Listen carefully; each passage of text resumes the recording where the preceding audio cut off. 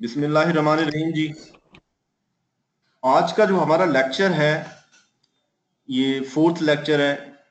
इसका ताल्लुक जो है वो आपकी जिम्मेदारियों से रिलेटेड, बहुत अहम जिम्मेदारियों से रिलेटेड है, जो कि रिकवरी, आप पढ़ सकते होंगे, लिखा हुआ सामने, रिकवरी से पर्टेन करती है।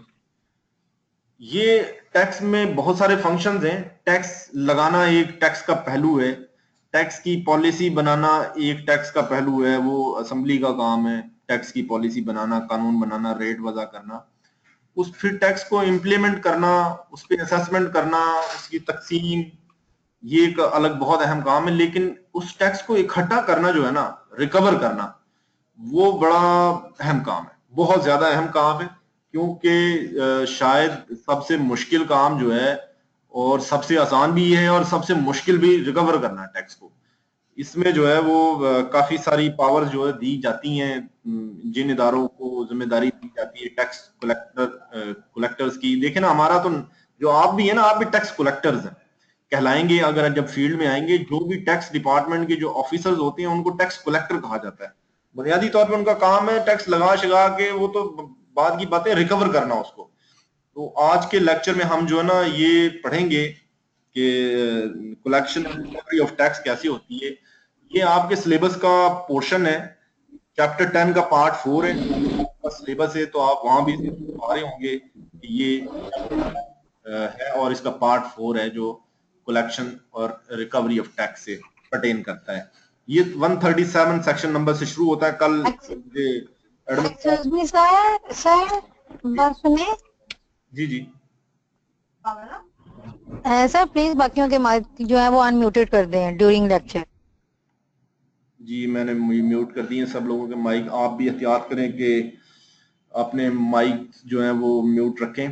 तो ये सेक्शन 137 से कल जो है ना, मुझे एडमिन कह रहे थे कि जो है ना कुछ स्टूडेंट कह रहे हैं कि सेक्शन जो है ना वो मेंशन होने चाहिए हल्के फुल्के, यानी कि उनको भी अंदाजा हो। तो ये आज हमने मेंशन किए हैं, लेकिन बहुत ज्यादा आपको इनको याद रखने की जरूरत नहीं। लेकिन ये वाला जो 137 है, इसे जरूर आप याद रखें। ये रिकवरी के जो सेक्शन है 137 से शुरू होते हैं। हम आगे पढ़ते हैं 137 सेक्शन क्या कहता है। ये नाम इसका सब टाइटल ब्रीफ करके मैंने लिखा हुआ है कि due date for payment of tax. ये आप सबको नजर आ रहा होगा कि due date for payment of tax, ये आपने अंदाजा वैसे कर लिया होगा, कॉमन सेंस से गैस कर लिया होगा कि ये बात हो रही है कि टैक्स जमा कराने की ड्यू डेट क्या है। ड्यू डेट से मुराद है कि वो तारीख जिस दिन वो हर सूरत में जमा कराना है, वरना काम खराब हो जाएगा, कुछ और होगा, कानून हरकत में आएगा, वो ड्यू डेट है।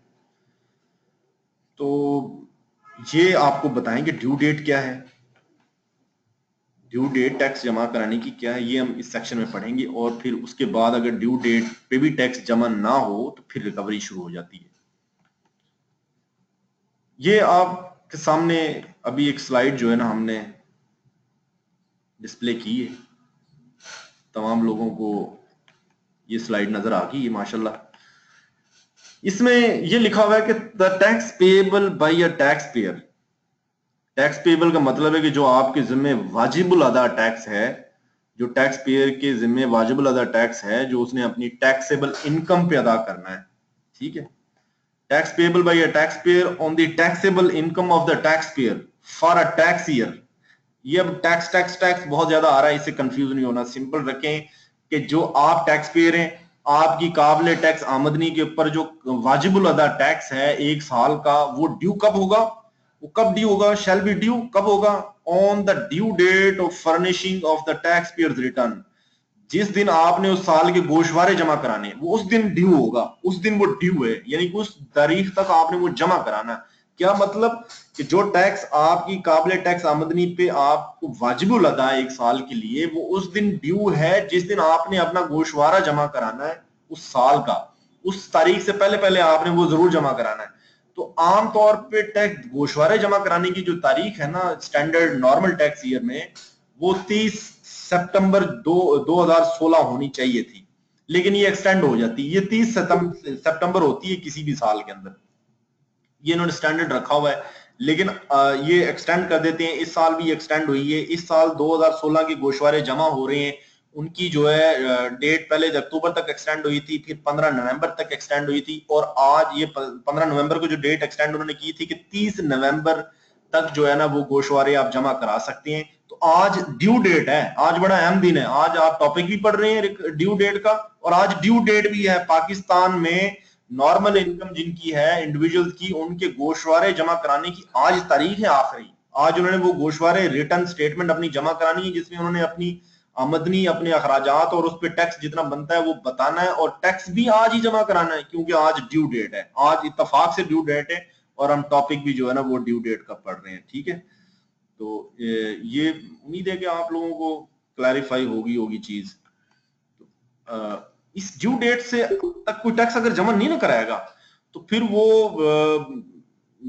डिफॉल्ट में चला जाएगा। ठीक है, अब ये ड्यू डेट पे टैक्स कैसे जमा होता है? अब आपके सामने जो स्लाइड अब डिस्प्ले होने जा रही है और जो डिस्प्ले हो गई है, वो ये कह रही है कि अगर किसी कोई भी टैक्स वाजिबुल अदा है, कैसे वाजिबुल अदा हो सकता है टैक्स? या तो आपने कोई जो है ना रिटर्न जमा कराया है गोशवारा, उसकी वजह से आप खुद ही कह रहे हैं मेरे ऊपर इतना टैक्स है, वो रिटर्न में आपने बता दिया। या आपके खिलाफ कोई असेसमेंट ऑर्डर पास हुआ है। असेसमेंट ऑर्डर क्या है कि आपका ऑडिट हुआ है और किसी टैक्स वाले ने आप पे टैक्स लगा दिया। ठीक है, या आपने जो गोशवारा जमा कराया है ना, जिस दिन आप गोशवारा जमा कराते हैं ना, वो उसी दिन असेसमेंट ऑर्डर बन जाता है। या वो असेसमेंट ऑर्डर आपने जमा कराया अपना रिटर्न, या वो टैक्स वाले ने आपकी बिहाफ पे कर लिया, आपने जमा नहीं कराया था, उसने ऑर्डर खुद किया है। या आपने एक गोशवारा जमा कराया था, एक रिटर्न आपने जमा कराया था पिछले साल, उसको तब्दील कर दिया टैक्स वालों ने। ठीक है, आपने उस पे 1000 रुपए टैक्स कैलकुलेट किया था और आपने 1 लाख रुपए आमदनी बताई थी, लेकिन टैक्स वालों ने कुछ काम देखे, उन्होंने देखा आपने गाड़ियां भी खरीदी हुई हैं, आपके बच्चे महंगे स्कूलों में भी पढ़ रहे हैं, आपकी तो इनकम ज्यादा बनती है, उन्होंने आपकी असेसमेंट जो हुई थी वो उन्होंने तब्दील कर दी, अमेंड कर दी, और अमेंड करने के बाद उन्होंने आप पे इनकम बढ़ाई, तो टैक्स भी बढ़ गया और टैक्स ड्यू हो गया। ठीक है, इस सूरत हाल में अगर कोई टैक्स पेबल हो जाता है या कोई और ऑर्डर कमिश्नर पास कर देता है, पेनल्टी का ऑर्डर हो सकता है, उस सूरत में क्या होगा? सबसे पहले ये होगा कि जिस दिन आपके ऊपर ये टैक्स लगेगा ना, ऑर्डर होगा, उसके साथ ही कमिश्नर जो है ना, एक कमिश्नर से मुराद यहाँ पे ये है कि कमिश्नर अपना इख्तियार जो है ना वो डिप्टी कमिश्नर को भी दे सकता है और असिस्टेंट कमिश्नर को भी दे सकता है। ये दो अथॉरिटीज हैं जिनको कमिश्नर आप आमतौर पे अपना इख्तियार देता है। नाम कानून में कमिश्नर का इस्तेमाल हुआ है, लेकिन इससे 75% जो जगह पे जहां पे कमिश्नर लिखा हुआ ना ऑर्डिनेंस में, उसका मतलब है कि ये काम कमिश्नर ने डेलीगेट किया होगा। असिस्टेंट कमिश्नर भी कर सकता है, डिप्टी कमिश्नर भी कर सकता है। जिस दिन आप पे टैक्स लगा असेसमेंट ऑर्डर के तहत, अमेंडेड असेसमेंट ऑर्डर के तहत या किसी और ऑर्डर के तहत, जिस दिन वो ऑर्डर पास होगा उसी दिन कमिश्नर जो है वो आप पे 137(2) सेक्शन के तहत नोटिस निकालेगा, जिसे डिमांड नोटिस कहते हैं। आपको उस नोटिस में क्या लिखा होगा कि भाई ये आपका असेसमेंट मैंने अमेंड कर दी है, और ये असेसमेंट अमेंडेड असेसमेंट ऑर्डर है आपका जिसमें आपको टैक्स लगा रहा हूं, और ये मेरा डिमांड नोटिस है। डिमांड नोटिस है कि मैं इसका मुतालबा कर रहा हूं कि ये आपने जमा कराना है। इसका टाइम पीरियड होता है 30 दिन। 30 दिन के अंदर टैक्स पेयर ने इसको जमा कराना होता है। ठीक है, ये जो टैक्स पेएबल है ना, ये इंडिविजुअल का भी हो सकता है और कंपनीज का भी हो सकता है। ये एक क्वेश्चन आया है, बिल्कुल आप ये बाद में पूछ लीजिएगा, क्लियर हो जाएगा। टैक्स पेएबल का मतलब है कि इसमें हमने कोई डिफरेंशिएट नहीं किया।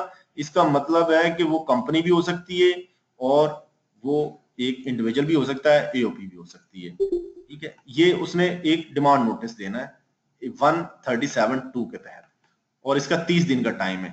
अब एक चीज और भी है, वो ये है कि अगर पीछे हमने जो ऑर्डर पढ़े हैं ना, वो तो एक अमेंडेड असेसमेंट ऑर्डर है या असेसमेंट ऑर्डर है या एनी अदर ऑर्डर है। एक ऑर्डर की किस्म और भी होती है, उसको कहते हैं प्रोविजनल ऑर्डर। वो इस सेक्शन के तहत होता है। ये प्रोविजनल असेसमेंट ऑर्डर इस सूरत में होता है कि आपसे टैक्स के महकमे के लोग जो ना वो आपको नोटिस भेजते हैं कि जनाब आप अपना गोशवारे जमा करा दें। आपके गोशवारे नहीं आए हुए और आप जो है वो गोशवारा नहीं जमा कराते, या टैक्स वाले आपसे ये कहते हैं कि साहब आपने गोशवारा नहीं जमा कराया हुआ। हमारे पास जो है होंडा कंपनी से रिकॉर्ड आया कि आपने एक गाड़ी खरीदी है टैक्स ईयर 2016 के अंदर, होंडा सीवी गाड़ी खरीदी है आपने 28 लाख की, और आपने टैक्स भी नहीं जमा कराया, गोशवारा भी नहीं जमा कराया हुआ। आप काइंडली अपना जो है ना स्टेटमेंट रिटर्न फाइल करें ताकि आपकी पोजीशन क्लियर हो। बड़े तमीज से वो एक ना लेटर लिखा जाता है, उसे 114(4) के तहत भेजा जाता है। 114(4) एक सेक्शन है जिसके तहत हम रिटर्न मांगते हैं लोगों से, टैक्स पेयर से। तो वो टैक्स पेयर जो है ना जवाब नहीं देता उसका, वो कहता है कोई बात नहीं, मैं देख लूंगा, कौन सा मुझसे गाड़ी छीन लेंगे, आगे क्या कर लेंगे। उसका वेट किया जाता है 10 दिन 5 दिन, जितना भी उसको टाइम उसमें दिया जाता है। अगर वो ना आए ना, उसको शो कॉज दिया जाता है कि भाई तुम आ जाओ, तुम गोशवारा अपना खुद जमा करा दो, अपनी मर्जी से डिक्लेयर कर दो तुमने गाड़ी कहां से ली है। हम नहीं कहते तुम इतना टैक्स जमा कराओ, बल्कि तुम बता दो तुम्हारे पास पहले से पैसे थे, जो भी तुमने वजाहत देनी अपनी दे दो, अपना टैक्स जमा करा दो। या नहीं जमा कराना तो कम से कम रिटर्न जमा करा दो जिसमें बता दो कि मैंने, मेरे जिम्मे कोई वाजिबुल अदा टैक्स नहीं है, कोई ड्यू टैक्स नहीं है। नील जमा करा दो, लेकिन स्टेटमेंट जरूर जमा कराओ। अगर बंदा उस शो काज के बाद भी ना कराए तो फिर ये ऑर्डर होता है 122C का, इसे कहते हैं प्रोविजनल असेसमेंट। यानी कि अब टैक्स पेयर तो बता कुछ नहीं रहा, तो डिपार्टमेंट जो है ना प्रोविजनल तौर पे असेसमेंट कर लेता है, और इसके बाद 45 दिन का टाइम होता है।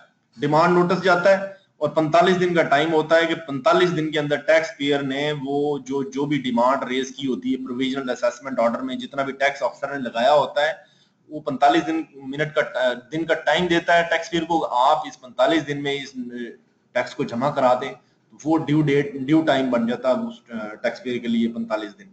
अगर वो 45 दिन में जमा करा दे तो बहुत अच्छी बात है, अगर वो 45 दिन में अपना गोशवारा जमा करा दे तो भी बहुत अच्छी बात है। लेकिन ना तो वो टैक्स जमा कराए ना वो गोशवारा जमा कराए तो वो डिफॉल्टर बन जाता है। डिफॉल्टर का ट्रीटमेंट हम आगे पढ़ेंगे। डिफॉल्टर के साथ बड़ी बदतमीजी होती है टैक्स डिपार्टमेंट में, उसका उसकी हालत बुरी होती है, वो पढ़ेंगे हम आगे। अब कुछ शरीफ लोग ऐसे होते हैं कि वो कहते हैं कि जनाब हम जो है ना टैक्स हमारे जिम्मे वाजिबुल अदा है, ये आपके सामने उम्मीद स्लाइड खुली होगी। वो कहते हैं जनाब के टैक्स तो हम देंगे आपको, लेकिन ये कि बराए मेहरबानी जो 30 दिन का आपने टाइम दिया ना, जरा थोड़ा सा रियायत कर दें। मतलब है कि FBR लोगों से कहता है कि आप बातचीत तो करें, ऐसा ना करें कि आप नोटिस जाने के बावजूद आप तवज्जो ही नहीं दे रहे कोई। मतलब अगर आपको मसला है, 100 परेशानी है, माली हालात अच्छे नहीं है, कोई मुश्किल आ गई है, पैसे की जरूरत पड़ गई है, पेमेंट नहीं आ रही है, आप रिक्वेस्ट करते हैं राइटिंग में जाके कमिश्नर साहब को, सर मेरे सरकमस्टांसेस ऐसी हैं तो आपकी मेहरबानी मुझे इंस्टॉलमेंट करते हैं जितना भी मेरे ऊपर टैक्स ड्यू है। वो कमिश्नर की मर्जी है, वो इंस्टॉलमेंट उसको कर सकता है, किस्तें बना के दे सकता है, और इसमें बाकायदा कानून के तहत उसको इजाजत दी गई है वो टैक्स पेयर वो किस्तें कर दे ताकि टैक्स पेयर उसको आहिस्ता आहिस्ता किस्तों में जमा करा ले, इस तरह भी उसकी बचत हो जाती है। ठीक है।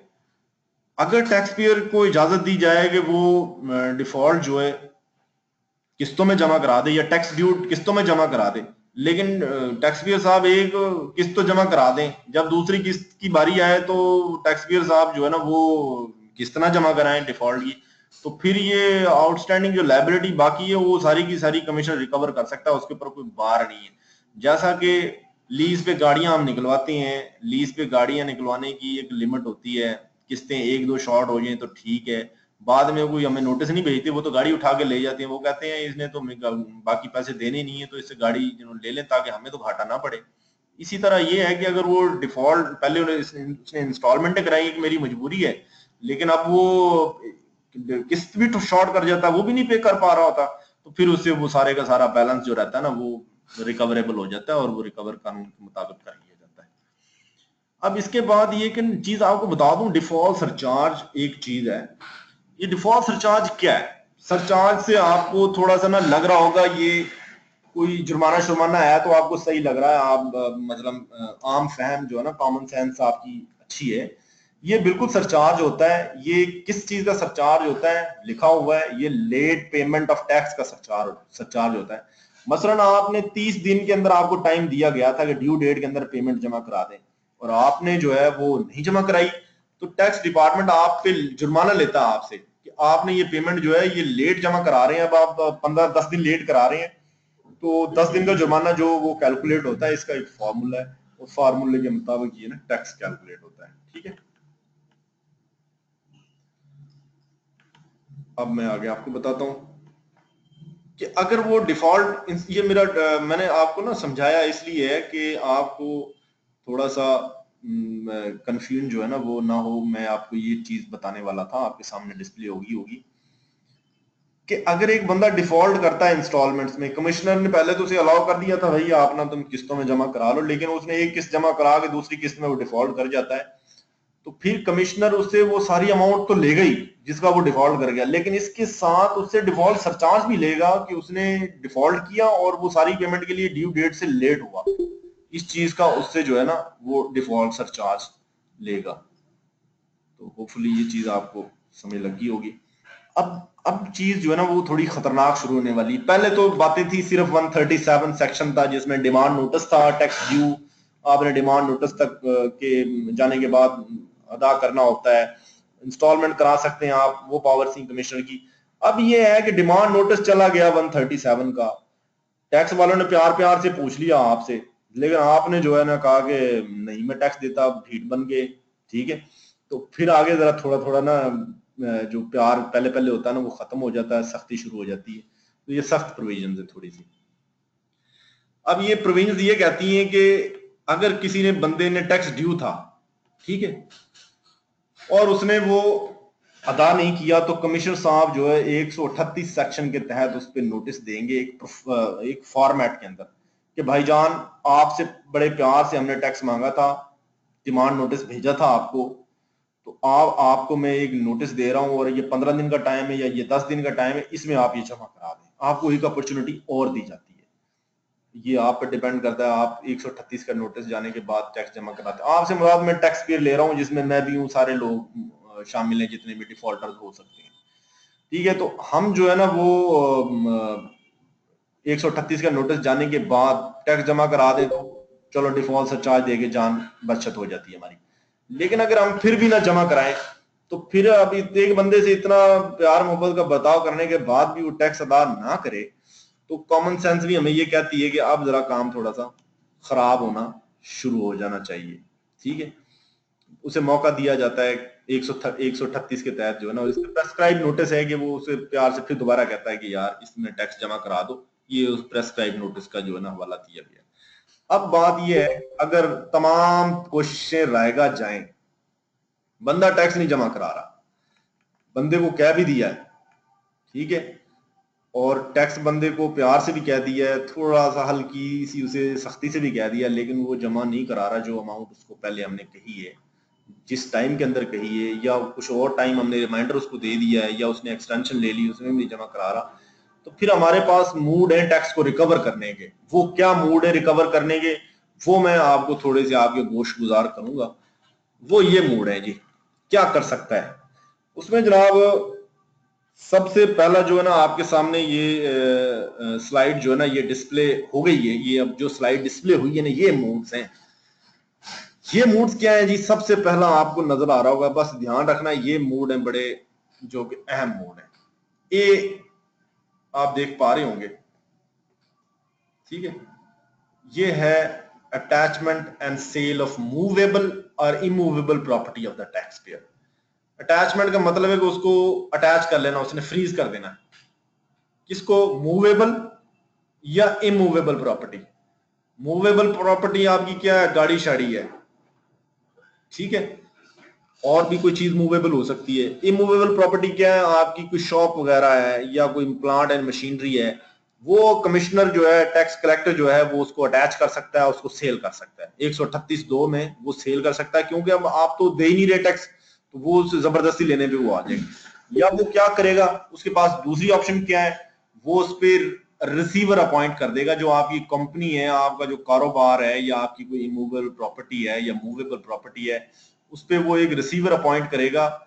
रिसीवर जो है ये प्राइवेट बंदा होगा, कोई उसको कहेगा यार ये इख्तियार है कमिश्नर को, उसको वो कहेगा मेरे बिहाफ पे तुम बैठ जाओ, इसकी कंपनी में, इसकी दुकान में बैठ जाओ, गल्ले के ऊपर बैठ जाओ, जिसमें ये पैसे डाल रहा है ना, ये जो सेल करेगा उस पे तुमने वो सेल सारी इकट्ठी कर लेनी है, और मेरा जितना टैक्स है वो तुमने इकट्ठा करके ला के देना। इसके लिए एफबीआर जो है वो रिसीवर अपॉइंट जग्गे किस्म के लोगों को कर सकता है, जो वकील को किसी को कर सकता है, या जिसको उसकी नजर में होगी ये बंदा जाके बैठेगा, ये हमारे डिपार्टमेंट पे सख्ती से टैक्स ले लेगा, रिसीवर उसको अपॉइंट करेगा। लेकिन ये आमतौर पे रिसीवर अपॉइंट जो ना हम करते नहीं है। पहली जो ऑप्शन है ना, वो गाड़ी आराम से मिल जाती है। गाड़ी हम एक लेटर देते हैं एक्साइज को, एक्साइज डिपार्टमेंट हो, सिंध का हो, पंजाब का हो, सारे सूबों में ये है, उनको एक खत देते हैं, वो शनाख्ती कार्ड के ऊपर जो है ना सारी गाड़ियां बता देते हैं कि कितनी गाड़ियां रजिस्टर्ड है, और वो गाड़ियां जो है ना आपकी उसको लोकेट कर लेते हैं। जहां जा रही हो, घर के बाहर खड़ी हो, ऑफिस में जा रही हो, किसी बाजार में हो, आप शॉपिंग करने गए हो, तो अगर आप डिफॉल्टर हैं तो ध्यान रखिए, टैक्स वाली गाड़ियों के पीछे भी होती हैं, तो अक्सर जो है ना दफातर में गाड़ियां लाके खड़ी की होती हैं, फोटोकॉपी से उन पे जो है ना लेवी से चिपका देते हैं, जनाब ये अटैच्ड व्हीकल है, वो पड़ी होती है, उस पे जो है ना जानवर फिरते रहते हैं, इतने दिन खड़ी रहती है ना जब तक टैक्स वाला पेमेंट नहीं कराता, या उसको बेच देते हैं अगर ज्यादा दिन टैक्स पेयर जो है डिफॉल्ट किया जिसने, वो आता नहीं। अब इसमें ये है कि एक बंदे की मूवेबल प्रॉपर्टी भी नहीं है, इमूवेबल प्रॉपर्टी भी नहीं है, कोई कारोबार भी नहीं है जहां उसकी स्टेट मैनेज, जहां उसकी मैनेजमेंट की जा सके रिसीवर बिठा के, तो फिर क्या हल है? फिर ये हल है कि उस बंदे को पकड़ के ले आए, अरेस्ट कर लें। तो ये बहुत सारे लोगों को इसका इल्म नहीं है, क्योंकि हमारे मुल्क में बहुत सारे लोगों का ताल्लुक जो है ना वो वास्ता पड़ता नहीं है टैक्स से, और अब ज्यादा ये शुरू हुआ है।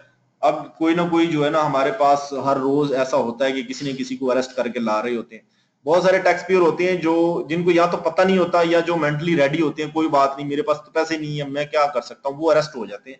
तो कमीशन के पास इख्तियार है उसको पकड़ के ला के 6 महीने जेल में बंद कर दे।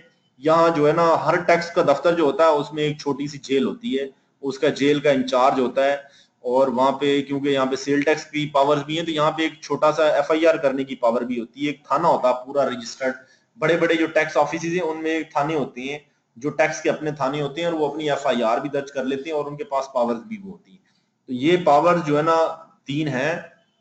अटैचमेंट कर सकता है मूवेबल या इमूवेबल प्रॉपर्टी की, रिसीवर अपॉइंट कर सकता है इमूवेबल या मूवेबल प्रॉपर्टी की मैनेजमेंट पे जो टैक्स पेयर की है, या उसको टैक्स पेयर को पकड़ के ला के जेल में बंद कर दे। जेल में जो आगे बंद होते हैं ना वो क्योंकि जेल तो जेल होती है, एक तो बदनामी होती है, दूसरा ये कि आपको थोड़ा सा आजादी खत्म हो जाती है, तो कुछ लोग तो वैसे ही घबरा जाते हैं, पता नहीं अब क्या होगा, मैं तो आ गया हूँ यहाँ पे, जेल में आ गया हूँ, तो वो जेल जाने की नौबत आ जाती है। वैसे कुछ लोग यहाँ तक भी जाना पड़ता है उनके लिए, वो इस स्टेज में आगे वो जो है ना टैक्स दे देते हैं, फिर वो मतलब अल्टीमेट स्टेज है। कोई बंदा भी नहीं चाहता यार कि जो चीज मुझसे लेनी लेनी, कौन सा जेल में काट लूंगा तो माफ हो जाएगी, ये तो खड़ी हुई है अमाउंट, ये तो इन्होंने मुझसे लेनी लेनी है, या उसको भी ये पता चल जाए तो फिर वो कहीं से बेच माच के चीज या जो भी उसने करना हो ना वो टैक्स जमा कराता है, और उस चीज से उसकी माफी नहीं होती। ये 3 तरीका कार आपने पढ़ लिए होंगे। ये खासी जो है ना वो प्यूनिटिव किस्म की चीजें हैं। अब इसमें एक प्रोविजन ये है कि अगर उसकी जो सब सेक्शन 138(2) है उसके तहत जो रिकवरी की पावर्स हैं कमिश्नर साहब के पास, वो रिकवरी की पावर्स जो हैं वो एक सिविल कोर्ट के पास जो पावर्स होती हैं वो वही पावर्स हैं टैक्स के अफसर के पास। जो सिविल प्रोसीजर कोड के तहत जो है सिविल जज एक होता है, सीनियर सिविल जज जो होता है उसके पास जो इख्तियारात होते हैं, वही पावर्स जो हैं वो एक टैक्स के अफसर को दी हुई हैं। यानी कि यहाँ पे सिविल प्रोसीजर कोड की पावर्स भी टैक्स डिपार्टमेंट के अफसर को दी होती हैं जो रिकवरी कर रहा होता है। प्रॉपर्टी की रिकवरी, या रिकवरी जो प्रॉपर्टी से करनी हो ना, अरेस्ट से करनी हो, क्योंकि ये थोड़ी सी ज्यादा कुजाए जुडिशियल किस्म की चीज हो जाती है, इसलिए उसको ये सिविल प्रोसीजर कोड की पावर्स दी होती है। ठीक है, क्योंकि किसी बंदे को गिरफ्तार करके लाना तो पुलिसिंग फंक्शन है, लेकिन उस बंदे को गिरफ्तार करके रखना जो है ना ये थोड़ा सा जुडिशियल फंक्शन भी है। आम पुलिस भी जब किसी बंदे को गिरफ्तार करती है तो उसको अदालत में पेश करती है, या अदालत को बताती है हमने ये बंदा पकड़ा है। हमारे मुल्क में तो वैसे चलता है कि वो पुलिस वाले नहीं बताते, लेकिन लीगली अगर पुलिस वाला किसी को पकड़ता है उसे बताना पड़ता है कि ये बंदा मैंने पकड़ा है। अब इसमें एक और पावर भी है कि अगर आपके पास टाइम नहीं है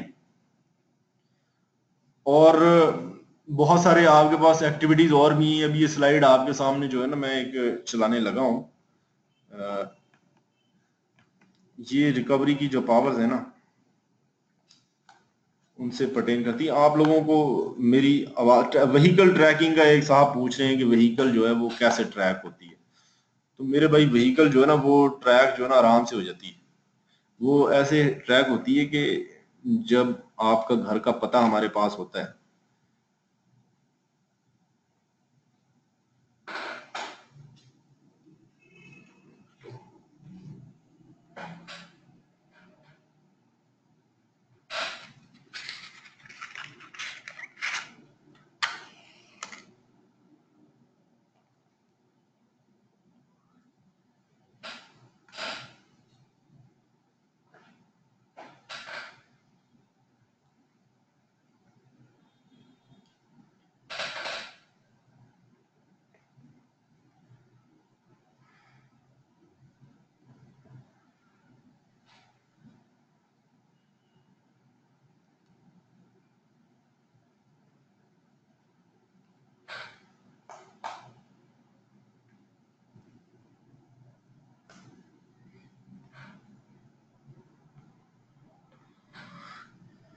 इंटरनेट ऑफ हो गया जी। किस तरह पता करके हैं? ये इधर से कैसे ऑफ हो गया?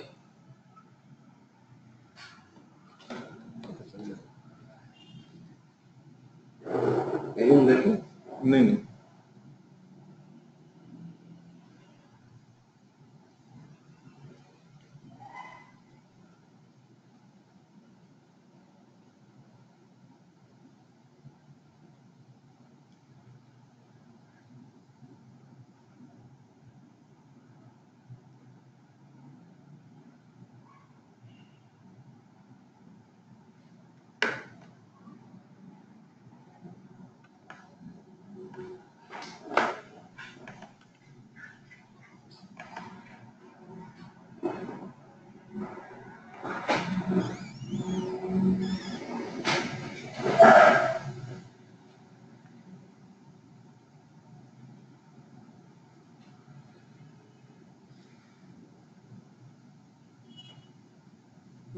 Muted. कुछ हो रहा है, कुछ ना कुछ हो रहा है, कोई मसला है मेरे ख्याल में।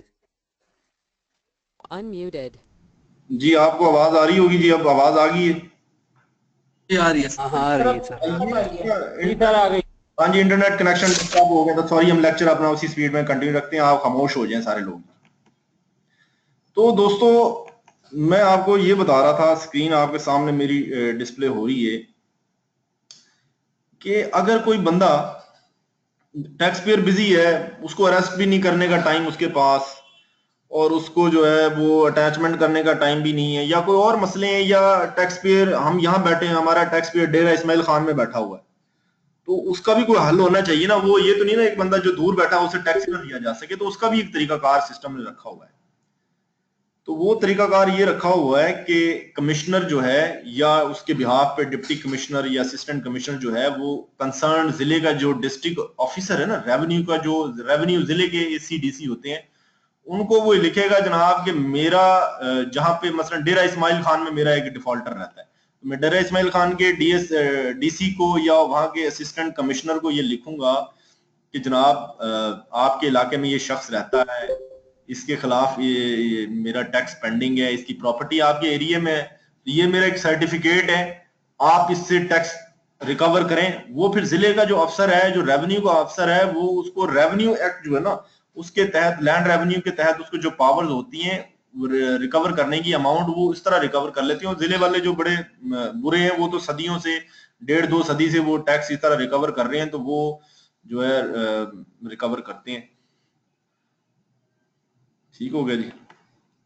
इसके साथ अब जो डिस्ट्रिक्ट ऑफिसर रेवेन्यू की जो पावर्स हैं, ये आपके सामने जैसे स्लाइड में जो डिस्प्ले हो रही है, उसको पावर्स दी हुई हैं। वो पहले भी उसके पास पावर्स हैं जो लैंड रेवेन्यू के तहत उसके हों, वो भी सिविल प्रोसीजर कोड के तहत हैं। लेकिन जो हमारा टैक्स जो उसने रिकवर करना है, जो हमने उसको सर्टिफिकेट दे देना, यार ये हमारा टैक्स जो है ना डीआई खान में बंदा रहता है, इससे रिकवर करके भेजो, तो उसके पास जो पावर्स है वो भी सिविल प्रोसीजर कोड की पावर समझी जाएंगी, उनके तहत ही उसने उसको रिकवर करना है। ठीक है, तो ये आपको हमने बता दिया था कि रिकवरी टैक्स की कैसी होनी। अभी और भी प्रोविजंस आएंगी रिकवरी की, लेकिन अब एक रिकवरी की प्रोविजन और आई है, वो मैं आपको पढ़ाता चलूंगा। स्टेट इन बैंक्रप्सी, यानी कि जो दिवालिया होगी स्टेट, उसकी जो है उससे रिकवरी कैसे करनी है। अगर कोई टैक्स पेयर जो है वो बैंक्रप्ट डिक्लेयर हो जाता है, तो उसकी जो लायबिलिटी है ना, वो उसकी जायदाद पे चली जाती है, यानी कि जो उसकी स्टेट है उस पे चली जाती है, और टैक्स जो है वो उसकी जायदाद को बेचकर पहले निकाला जाता है। बाद में जो दूसरे कर्जदार होते हैं या उसकी जो दूसरे क्लेम्स होते हैं उस टैक्स पेयर के ऊपर किसी और के, वो बाद में अदा किए जाएंगे। एक टैक्स पेयर के वाजिबुल अदा एक टैक्स था, लेकिन वो बैंकरप्ट हो गया, डिक्लेयर हो गया कि बैंकरप्ट है ये, तो फिर उसकी जो प्रॉपर्टी है, उसकी जायदाद है, उसकी स्टेट है, उस पे उससे वो टैक्स रिकवर किया जाएगा। और सबसे पहले टैक्स रिकवर किया जाएगा। टैक्स से क्या मुराद है? इनकम टैक्स मुराद है। इनकम टैक्स पहले रिकवर किया जाएगा, बाकी उसके वाजिबुल अदा जो ABC जिसके भी पैसे हैं उसके, वो बाद में दिए जाएंगे, पहले उसने टैक्स देना है, टैक्स की जिम्मेदारी उस पर पहले ठहरती है। अब ये है कि collection of tax in the excess in the case of private companies. Private companies में टैक्स की कलेक्शन, ये तो आप इंडिविजुअल को बता रहे थे कि इंडिविजुअल की तो जायदाद भी अटैच हो जाएगी, ठीक है, और उसकी गिरफ्तारी भी हो जाएगी, लेकिन कंपनी को तो गिरफ्तार नहीं ना किया जा सकता और ना ही ईओपी को गिरफ्तार किया जा सकता है, क्योंकि वो तो एक आर्टिफिशियल पर्सन होता है। नेचुरल पर्सन को तो आप गिरफ्तार कर सकते हैं, लेकिन आर्टिफिशियल पर्सन, जुरिडिकल जो पर्सन है, उससे टैक्स रिकवर करने का क्या तरीकाकार है, ये आगे बता दिया गया। ये है कि अगर कोई प्राइवेट कंपनी है ना, उसके वाजिबुल अदा कोई टैक्स है, ठीक है, और या तो वो कंपनी जो है खत्म कर दी गई, वाउंड अप कर दी गई है, या वो लिक्विडेट हो गई है, या वो लिक्विडेट कर दी गई, ये दोनों मिलती जुलती टर्म्स हैं। किसी साल के वाजिबुल अदा उसके जुम्मे टैक्स था और वो टैक्स वो अभी स्टैंड करता है, तो उसका क्या किया जाएगा? उसका ये किया जाएगा कि वो लोग जो है वो तो नहीं ना मरे, जो उस कंपनी के डायरेक्टर्स हैं या जिनके पास 10% से ज्यादा शेयर होल्डर्स हैं। तो सबसे पहले जो टैक्स वाले उसके डायरेक्टर को पकड़ेंगे, उसको कहेंगे भाई आप इस कंपनी में डायरेक्टर थे, इस कंपनी के वाजिबुल अदा टैक्स था, ये टैक्स नहीं दे सकी और लिक्विडेट होगी, खत्म होगी, ये तो खत्म होगी, लिहाजा अब आप ये टैक्स देंगे। डायरेक्टर साहब ये शेयर होल्डर को कहेंगे कि जनाब आपने ये हमें टैक्स देना है। ये शेयर होल्डर और डायरेक्टर्स जो है ना, दोनों मेंशन किए गए उस कंपनी के कि जनाब डायरेक्टर साहब आप तो डायरेक्टर थे, डायरेक्टरी के मजे तो आप लेते थे, आप जरा टैक्स भी दें हमारा जो बच गया, ठीक है, ये भी आपकी जिम्मेदारी, आपकी ये कंपनी थी, कंपनी भले खत्म हो गई है लेकिन आप तो जिंदा है ना साहब, आप टैक्स दें। और फिर ये जो डायरेक्टर या शेयर होल्डर जिसे हम टैक्स ले लेंगे, डिफॉल्ट ले लेंगे, ये फिर इनका काम है, इनको इख्तियार है, इनको इजाजत है कि वो रिकवर कर लें, दूसरे डायरेक्टर से ले लें, उसे कहें कि यार ये सारा टैक्स मेरे जिम्मे तो नहीं था ना, हम 4 डायरेक्टर थे तो ये चारों पे 4 हिस्सों में होना चाहिए, लिहाजा आपकी मेहरबानी, आप मुझे एक हिस्सा मेरे जिम्मे आ गया, 3 हिस्से जो बच गए भाई आप ये दो। इसी तरह शेयर होल्डर जो है वो दूसरे शेयर होल्डर से रिकवर कर सकता है। लेकिन एफबीआर के हाथ अगर एक भी डायरेक्टर लग गया तो एफबीआर ने सारा टैक्स उस डायरेक्टर से ले लेना, या शेयर होल्डर मिल गया 10% से ज्यादा शेयर होल्ड करने वाला, तो एफबीआर ने उससे टैक्स ले लेना, बाकी उसकी जिम्मेदारी, वो बाकी अपने शेयर होल्डर साथियों दूसरों से कितनी देर में वो टैक्स ढूंढ पाता है, रिकवर कर पाता है। ठीक हो गया जी, ये कंपनी का सिलसिला था कुछ। अगर कोई एसोसिएशन पर्सन है, पहले हम कंपनी की बात कर रहे थे, अब हम ईओपी की बात करते हैं, एसोसिएशन पर्सन, ये 2 या 2 से ज्यादा लोगों का शराकतदारी पार्टनरशिप के तहत काम चल रहा है, उनकी ईओपी रजिस्टर्ड है, तो उससे कोई अगर टैक्स रिकवर नहीं हो पाया तो उसके जो मेंबर्स हैं उनसे वो टैक्स लिया जाएगा, ठीक है, और वो मेंबर्स जो है ना वो बाद में वो इस तरीके से अपने टैक्स को आपस में एडजस्ट कर सकते हैं। जो मेंबर हाथ लग गया उससे टैक्स एक दफा ले लेना, बाकी वो एडजस्ट करते फिरेंगे बाद में। ये एक सिंपल सी प्रोविजन सी, ठीक है। और provisions of this ordinance shall apply to any amount due under this section as if it were tax due under an assessment। Default का जो टैक्स है ना, उसको जब भी रिकवर किया जाएगा ना, जो भी टैक्स है, डिफॉल्ट का टैक्स है या टैक्स ड्यू है, जब भी उसको रिकवर किया जाएगा, चाहे वो पेनल्टी की अमाउंट है, चाहे वो डिफॉल्ट सरचार्ज की अमाउंट है, चाहे वो असेसमेंट ऑर्डर के तहत में आई है, चाहे वो खुद टैक्स पेयर मान गया है, चाहे वो इस किस्म की अमाउंट है, उस सबको समझा यही जाएगा कि ये बिल्कुल एक ऑर्डर के तहत डिफॉल्ट वजूद में आया है और ये रिकवर होना ही होना है। अब प्रोविजन एक और है कि एक बंदा डायरेक्ट जो है टैक्स पेयर, उसको अरेस्ट करके भी टैक्स नहीं मिल पा रहा, उसकी प्रॉपर्टी पकड़ ली चलती हुई या घर बेच लिया, उस घर भी नहीं निकला, उसका प्रॉपर्टी भी नहीं निकली, अब उसके पास जो है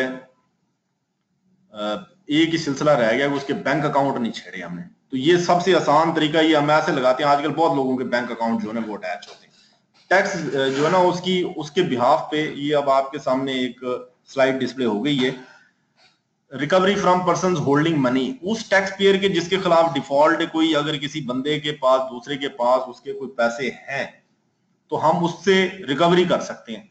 मसलन अब इसको शुरू करें तो लिखा हुआ है, for the purpose of recovering any tax due by a tax payer the commissioner may by notice in writing require any person. किसको रिक्वायर कर सकता है? उस बंदे को रिक्वायर कर सकता है हु इज ओइंग, यानी कि जो रखता है, जो ओ करता है, या मे ओ, या कर सकता है टू द टैक्स पेयर कोई अमाउंट मनी की। मसलन जो आपके जो बायर्स हैं, जिन्होंने आपसे चीज खरीदी है या खरीदनी है, उन्होंने आपको पैसे तो देने हैं ना, यानी कि वो आपको, या तो उन्होंने आपसे उधार लिया हुआ है माल, तो उन्होंने आपको पैसे तो देने ही है ना उस उधार के, यानी कि दे ओ समथिंग टू यू और दे मे ओ समथिंग टू यू। आप ये कोई चीजें उनको तरफ जा रही हैं, ऑर्डर बुक हुए पड़े हैं, 2 दिन में आपने वो ऑर्डर डिलीवर करना ही करना है, 4 दिन बाद उसने पेमेंट देनी है। इसका मतलब है कि दे मे ओ मनी टू यू, तो वो उनसे भी रकम हम एडवांस में ले सकते हैं, भाई ये डिफॉल्ट छोड़ो, इसको ना दो, पहले ये हमें दो अमाउंट। इसी तरह इससे भी खतरनाक चीज ये है कि कोई भी शख्स जिसके पास पैसे आपके पड़े हुए हैं, ठीक है, या जिसके पास आपके पैसे आ सकते हैं, जैसे आपका बैंक अकाउंट है, बैंक अकाउंट एक ऐसी चीज है, या तो उसमें कैश पड़ा हो सकता है, या उसमें इम्कान होता है कि लोग कभी भी उसमें कैश जमा करा दें तो वो आ जाए, उससे हम अटैच कर सकते हैं, उससे हम पैसे कह सकते हैं भाई तुम ये बैंक अकाउंट जो है ना ये बंद करो, फ्रीज करो। अब बैंक के जो लोग हैं ना जो हमारे साथ काम कर रहे हैं, उनको इस चीज का बड़ी अच्छी तरह से इल्म होगा। हर आए दिन जो है ना वो इस सेक्शन के तहत नोटिस दिए जाते हैं, और बैंक से जो है ना पहले बैंक को डेबिट ब्लॉक कर दिया जाता है, बैंक फ्रीज कर दिया जाता है, उसमें से जितनी अमाउंट होती है बैंकर जो है वो निकाल के वो ड्राफ्ट बना के उसको टैक्स वालों को दे देते हैं, टैक्स वाले इसको कैश करा लेते हैं, और जो टैक्स पेयर है वो बैंक वाले को कुछ नहीं कह सकता, क्योंकि बैंकर को ये प्रोविजन दी, फैसिलिटेशन दी गई है, ये बैंक को कहा गया कि आपका कोई कसूर नहीं है, टैक्स पेयर आपसे रकम नहीं लेगा, क्योंकि आपसे ये डिफॉल्ट टैक्स पेयर का रिकवर किया है, टैक्स पेयर जाने और डिपार्टमेंट जाने, एफबीआर जाने, आपकी मजबूरी थी कि आपको कानून के तहत पाबंद किया गया है। आपके साथ ये एक बैंक वाले का जवाब भी आ गया कि हमारे फील्ड में जो है ना ये ऐसा होता है। बिल्कुल जनाब, आपने ये प्रैक्टिस किया होगा, ये एक प्रोविजन है सख्त किस्म की, इसे टैक्स रिकवर इस तरह किया जाता है। इनसे ये आगे उसकी वजाहत दी हुई है, उनको डेट दी जाती है, अमाउंट सेट की जाती है नोटिस में, तो वो आपको अमाउंट देते हैं। इस किस्म का एक फॉर्मेट का नोटिस एक तैयार किया हमने, मैं कोशिश करता हूँ कि यहाँ को दिखा दूँ। ये प्रेस्क्राइब फॉर्म में नोटिस होता है, तो ये नोटिस हमने, ये रूल 69 है, इनकम टैक्स रूल 2002 में ये दिया गया है। ये प्रेस्क्राइब है, यानी कि लैंग्वेज इसकी प्रेस्क्राइब है, ये हम अपनी तरफ से नहीं लिखते, बल्कि ये छपी हुई है लैंग्वेज, इसकी गैजेट में भी छपी हुई है। ये लैंग्वेज होती है, डियर सर, बैंक वाले को कहते हैं हम, whereas the undersigned is empowered, मतलब कि ये आपके सामने अब डिस्प्ले हो गया है, हमारे पास ये इख्तियार है ये, और हमारे पास रीजन टू बिलीव है कि ये फला फला टैक्स पेयर है, इसके जिम्मा आप या तो मनी ओ कर रहे हैं, ठीक है, या आप कोई फ्यूचर डेट में इसको ओ कर सकते हैं पैसे, या आपके पास इसके पैसे हैं, या इसके बिहाफ पे आपके पास पैसे हैं, या आप इसके बिहाफ पे या किसी और बंदे के पैसे आपके पास हैं जो आपने इस बंदे को अदा करने, इस टैक्स पेयर के वो पैसे हैं बेसिकली, लेकिन हैं किसी और बंदे के पास, या आपके पास कोई ऐसा इख्तियार है कि आप इस पर्सन को जो है ना जो पेमेंट करने के इख्तियार आपके पास है, या आप इसको किसी भी लम्हे कोई पेमेंट आप दे सकते हैं, आपके थ्रू दी जा सकती है, तो बराए मेहरबानी आप जो है ना ये पैसे हमें दें इसके, और ये इतनी अमाउंट इसकी टैक्स ड्यू की, इसका ड्राफ्ट बना दें, और या ये बैंक ट्रांसफर कर दें, गवर्नमेंट के नाम जमा करा दें, और ये जो टैक्स आप जमा करा रहे हैं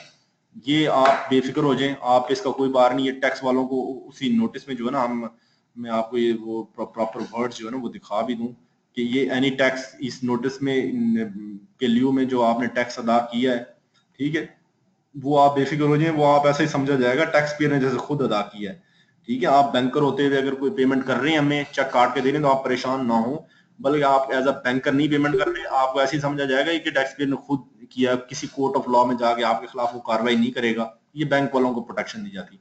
फिर उनको ये भी कहा जाता है कि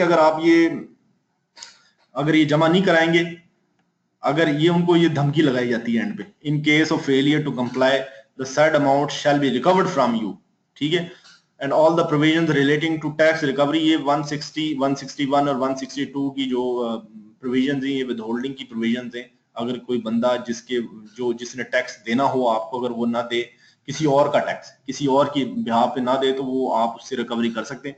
तो ये बैंक वाले इसमें रिस्क नहीं लेते, क्योंकि हमारे पास जो है ना इसमें एफबीआर को एम्पावर किया जाता है। अगर कोई बंदा, बैंक का मैनेजर जो है वो टैक्स नहीं दे रहा आपको, उसके पास पैसे हैं, डेबिट ब्लॉक कर दिया अकाउंट, उसने अमाउंट रोक दी है, लेकिन वो आपको चेक नहीं काट के दे रहा, तो आपने सिंपल एक शो कॉज तैयार करना, उसको आपने ये कहना जनाब कि आपके पास ये पैसे पड़े हुए हैं 5 लाख रुपए, इस बंदे का 5 लाख टैक्स है, आप ये मुझे चेक इसका काट के नहीं दे रहे, तो मैं आपको ये शो कॉज दे रहा हूँ, बताएं आपके खिलाफ मैं ऑर्डर पास करके ये आपका अकाउंट क्यों ना, आपका जाती अकाउंट से क्यों ना पैसे निकालूं। तो इसमें बैंकर जो है उसकी सैलरी अटैच हो सकती है, बल्कि बैंकर के खिलाफ प्रोसीडिंग शुरू हो जाती है। लिहाजा वो कानून का ये दी गई इख्तियारात हैं, तो वो कोई भी बंदा इसमें जो है ना इंटरफेयर नहीं करता, जैसे ही उनके पास ही आते हैं, उनकी कौन सी जेब से जाने होते हैं, किसी की टैक्स पेयर के पैसे जाने होते हैं ना बैंक अकाउंट से डिफॉल्ट के बदले में, तो वो दे देते थे, इसमें कोई मसला नहीं करते। इसमें डिफॉल्ट से चार्ज वगैरह की ये एक नोटिस की लैंग्वेज है, बहुत जरूरी नहीं है आपके पढ़ने के लिए, ठीक है, लेकिन इसमें मैंने डिटेल्स दे दी है ताकि थोड़ा सा आपको जो है ना पता रहे। अगर अमाउंट इसमें ये कि अगर अमाउंट जो है वो नोटिस में हमने जो दी हुई है उससे उसके बैंक अकाउंट में अमाउंट ज्यादा पड़ी हुई हो, तो उसने सारी अमाउंट नहीं बैंकर ने हमें देनी होती। जैसा कि बैंक में पड़े हुए 10 लाख रुपए, हमारा टैक्स है 5 लाख रुपए, हमने लिख के भी 5 लाख दिया, तो बैंकर का काम है कि 5 लाख रुपए जो है ना वो उसमें से काट के हमें दे दे, 5 लाख पड़े रहने थे बैंक जो उसके, उनसे हमारा कोई ताल्लुक नहीं है। माइक आप लोगों ने ना फिर ऑन कर ली, माइक ऑफ कर, ठीक है। अगर वो अमाउंट कम है, मतलब हमारा टैक्स 5 लाख रुपए लेकिन बैंक में 2.5 लाख पड़े हुए, तो चलो बैंकर को हम ये कहते हैं कि 2.5 लाख तो दो ना भाई, ये तो हम डिडक्ट करें ना उसके जो आउटस्टैंडिंग पेएबल है उसमें से, बाकी हम फिर किसी और तरीके से ले लेंगे, ठीक है। फिर एक और भी प्रोविजन ये कि अगर किसी where a person is liable to make a series of payment such as salary to a tax payer, a notice under subsection 1 may specify an amount to be paid out of each payment until the amount of tax due by the taxpayer has been paid।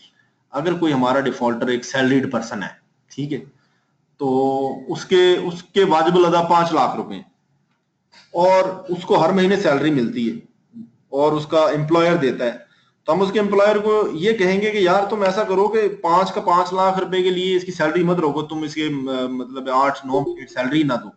हम उसे कहेंगे तुम ऐसा करो, अगर इसे 1 लाख रुपए salary देती हो ना, तो हर महीने 50,000 रुपए उसमें से टैक्स काट के हमें दिया करो, जो डिफॉल्ट काट के इसका दिया करो, ताकि ये सैलरी का लेने वाला बंदा है इसकी जिंदगी भी तंग ना हो जाए। हम तो अपनी अमाउंट, इसने क्योंकि सैलरी लेते ही रहनी है, आपके पास ये काम कर रहा है, तो जितनी देर तक ये आपके पास काम कर रहा है उतनी देर तक आप हमें 50,000 रुपए देते रहे, जो अमाउंट हमने आज लेनी है वो 6-7 महीने में आ जाएगी हमारे लिए, तो कोई मसला नहीं है। ये ना होना ये इसका दारोमदार सैलरी पे और इसकी जिंदगी और जो मुआश है वो तंग हो जाए, तो इसमें थोड़ा सा सॉफ्ट कॉर्नर भी रखा जाता है ना। अब ये एक सेक्शन है कि any person who has paid an amount in compliance with a notice under section 140 shall be treated as, ये मैंने पहले बात बता दी आपको, अगर बैंकर ने पैसे दे दिए हमें टैक्स पेयर के जो उसके पास थे, तो इसमें कोई इसमें बार नहीं है भाई, उसको कोई परेशानी नहीं है, उसने तो हुकूमत के कहने पे पैसे दिए जो डिफॉल्ट था, तो उसमें टैक्स पेयर उसको नहीं कहेगा बैंकर को भाई तुम मेरे पैसे क्यों दिए। कैसे पता होता है कि रिकॉर्ड हो रहा है? ये रिकॉर्ड हो रहा है, सेशन तो लिखा हुआ है इसमें। ये अब आगे एक चीज है लिक्विडेटर जो है ना, ये आपके सामने डिस्प्ले हो गई होगी, ये आपके सामने डिस्प्ले हो गई है, तो ये मैं आपको थोड़ा बता दूं। लिक्विडेटर जो है ना, ये जो कंपनीज वाइंड अप होती हैं, लिक्विडेट होती हैं, खत्म होती हैं, एक तो होता है वो इंसॉल्वेंट हो जाती हैं, खुद दिवालिया हो जाती हैं। एक ये है कि एक लीगल तरीका है कि उनको आप खत्म करने का तरीका कंपनी को, कंपनी क्योंकि एक जुरिडिकल पर्सन है, उसकी भी मौत वाकया होती है, तो वो एक प्रोसेस है जिसको लिक्विडेशन कहते हैं, जिसके तहत कंपनी खत्म होती है, लिक्विडेशन का प्रोसेस होता है। तो लिक्विडेशन के प्रोसेस में जब भी हो रहा हो तो उसका एक तरीकाकार इख्तियार करना पड़ता है। कोई भी आदमी जो है लिक्विडेटर अमूमन अदालत की तरफ से अपॉइंट किए जाते हैं।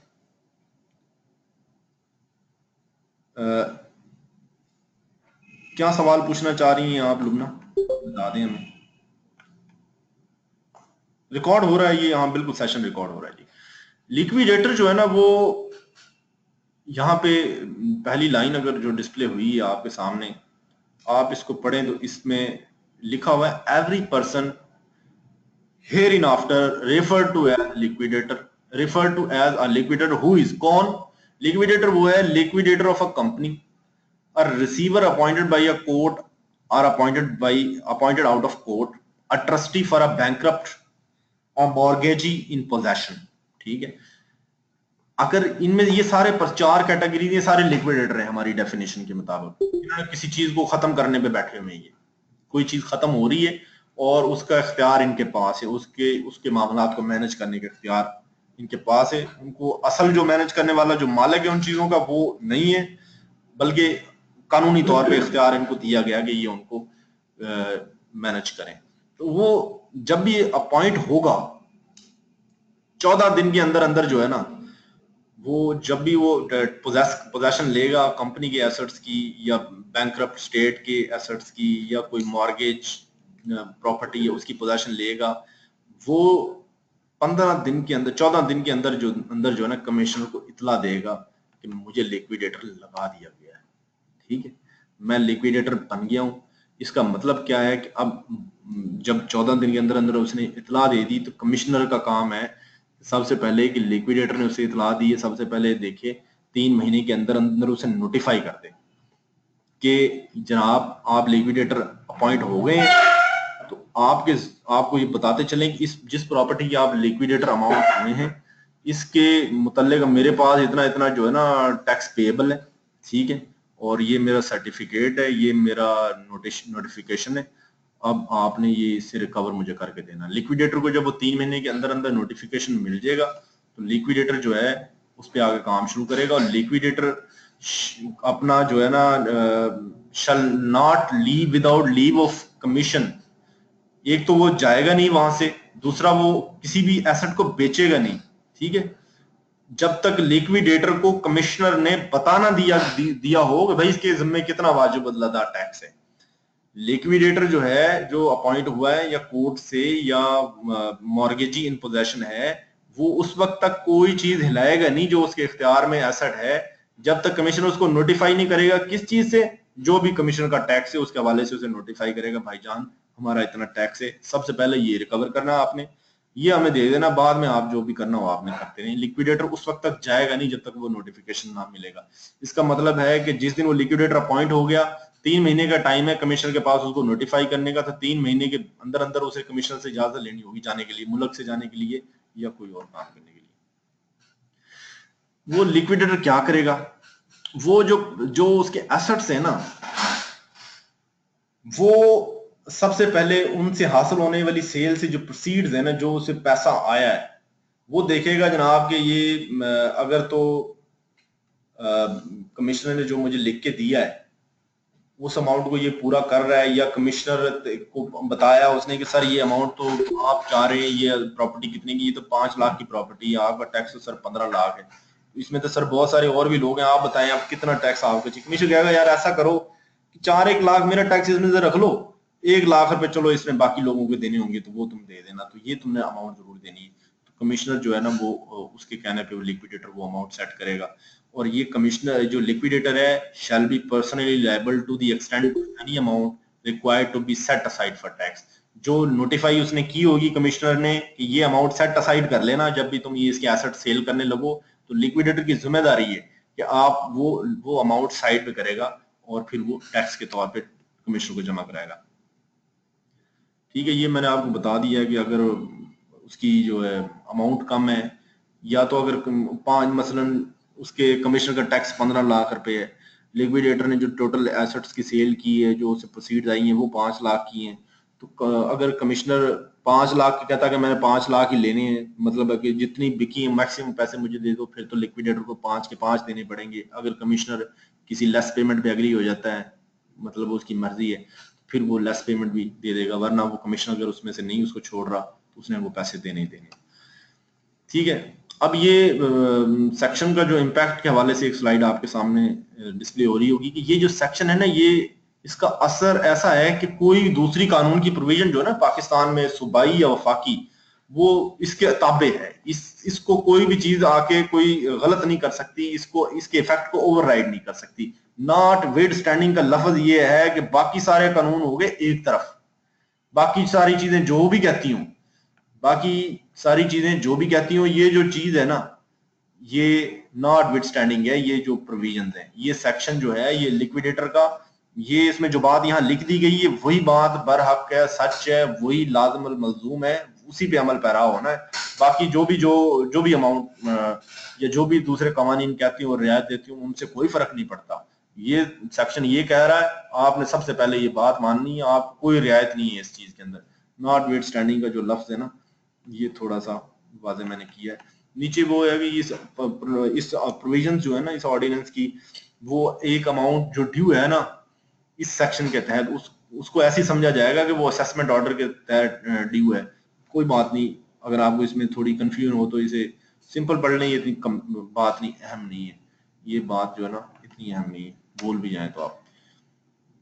अब ये है कि नॉन रेजिडेंट से कैसे टैक्स रिकवर करना है। नॉन रेजिडेंट मैंने गपशप लगा रहे थे लेक्चर के शुरू में, तो मैंने आपको बताया था कि नॉन रेजिडेंट्स वो होते हैं जो 183 डेज जो हैं they spent outside of country, मतलब वो पाकिस्तान में 183 डेज से उनका स्टे किसी भी टैक्स ईयर में कम होता है, वो नॉन रेजिडेंट पर्सन होते हैं। ठीक है, रेजिडेंट पर्सन कौन होते हैं? रेजिडेंट पर्सन वो होते हैं जो नॉन रेजिडेंट नहीं होते। ठीक हो गया। अब नॉन रेजिडेंट की डेफिनेशन ये है कि जो a person who has spent 183 days out of Pakistan in another country और वेयर एवर और इन स्पेस, जहां भी उसने गुजारे हैं, लेकिन पाकिस्तान में उसने 183 दिन गुजारे नहीं है, इससे कम अरसा उसने, इससे ज्यादा अरसा उसने गुजारा है, बाहर गुजारा है, तो वो नॉन रेजिडेंट है। जो नॉन रेजिडेंट है वो अगर ईओपी का मेंबर है और टैक्स ड्यू है उसके ऊपर, तो वो कैसे रिकवर करना है उसकी प्रोविजन दी हुई है, क्योंकि ये खास लोग होते हैं ना, हर बंदा तो नॉन रेजिडेंट नहीं होता, इसलिए इसके लिए खास प्रोविजन दी हुई है। अब इसमें लॉ ये कहता है कि द टैक्स ड्यू बाई, ठीक है, आपको दिखाई अगर दे रहा हो, the tax due by a non resident, ठीक है, non resident member of an association of person, AOP, ठीक है, association of person, in respect of the members share of the profits of the association shall be accessible in the name of the association of or of any resident member of the association and may be recovered out of the assets of the association or from the resident members personally। अगर किसी resident के वाजिब लदा कोई tax था, वो tax जो है उस बंदे से खुद से भी लिया जा सकता है अगर वो है मुल्क में। अगर वो नहीं है, भाग गया है, वो तो पहले ही भागा रहता है, मुल्क में रहता ही नहीं है, फिर वो एओपी से लिया जा सकता है या एओपी के किसी और मेंबर से लिया जा सकता है। वो मेंबर की जिम्मेदारी है या वो एओपी की जिम्मेदारी है, वो बाद में उससे टैक्स कलेक्ट करे, लेकिन हमने उससे एक दफा टैक्स लेना, भाई हमारा टैक्स यहाँ पे रखो, तुम जहां मर्जी जाओ।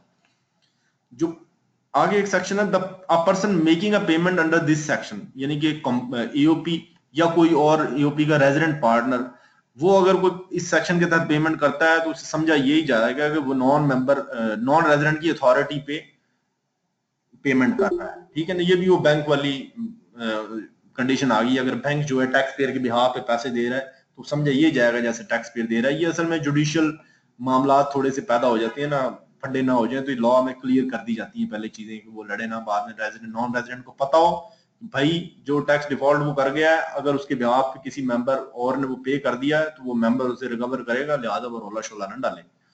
ठीक है, इसको थोड़ा सा मैं इसको रिपीट कर देता हूँ। ये a person making a payment under this section, यानी कि नॉन रेजिडेंट डिफॉल्टर है लेकिन वो तो चला गया बाहर मुल्क से, अब उसका जो डिफॉल्ट है उसकी पेमेंट रेजिडेंट मेंबर से ली जा रही है या रेजिडेंट एओपी से ली जा रही है, तो उसको इंडेमनीफाई किया जाता है, गारंटी दी जाती है, उसको महफूज किया जाता है कि कोई भी सिविल या क्रिमिनल या ऑल जुडिशियल प्रोसेसेस वो है ना जो उसके खिलाफ इस वजह से नहीं कोई चला सकते। अगर वो पैसे दे देता है या किसी भी तरीके से वो पैसे दे देता है, रेजिडेंट मेंबर या ईओपी पैसे दे देती है, तो कोई रेजिडेंट मेंबर जो है ना वो फड्डा नहीं डालेगा। रेजिडेंट मेंबर ये नहीं कहेगा कि मैंने तो आपको कहा ही नहीं था, आपने क्यों पेमेंट कर दी गवर्नमेंट को टैक्स को, आपको क्या लगता था मुझसे मांगना चाहिए था गवर्नमेंट को, मुझसे पैसे लेते, मैं देता पैसे, आपने क्यों कर दिया। या कंपनी एओपी को कहता भाई तुम कौन होती हो पैसे देने वाली, मेरे खिलाफ टैक्स था, मुझसे लेना चाहिए था गवर्नमेंट को, गवर्नमेंट ने मुझसे नहीं लिया, तो जनाब आपने क्यों मेरा टैक्स दिया। वो ये पंगा नहीं डालेगा। इससे प्रीवियस स्लाइड कह रहे हैं नुमान साहब, वो मैं आपको बता देता हूं। ये स्लाइड मेरे भाई ये है कि अगर कोई नॉन रेजिडेंट मेंबर जो है उसके खिलाफ टैक्स ड्यू है, ठीक है, नॉन रेजिडेंट मेंबर जो है उसके खिलाफ टैक्स ड्यू है, और वो नॉन रेजिडेंट मेंबर किसका है, एसोसिएशन ऑफ पर्सन का है, और in respect of the members share of the profits of the association, उसका एक मेंबर का अपना हिस्सा है ना, उसमें उसके हिस्से तक का उसके खिलाफ वो बन रहा है। यानी कि एसोसिएशन में पर्सन में ये होता है ना कि हर बंदा जो है वो अपने हिस्से तक का जिम्मेदार होता है।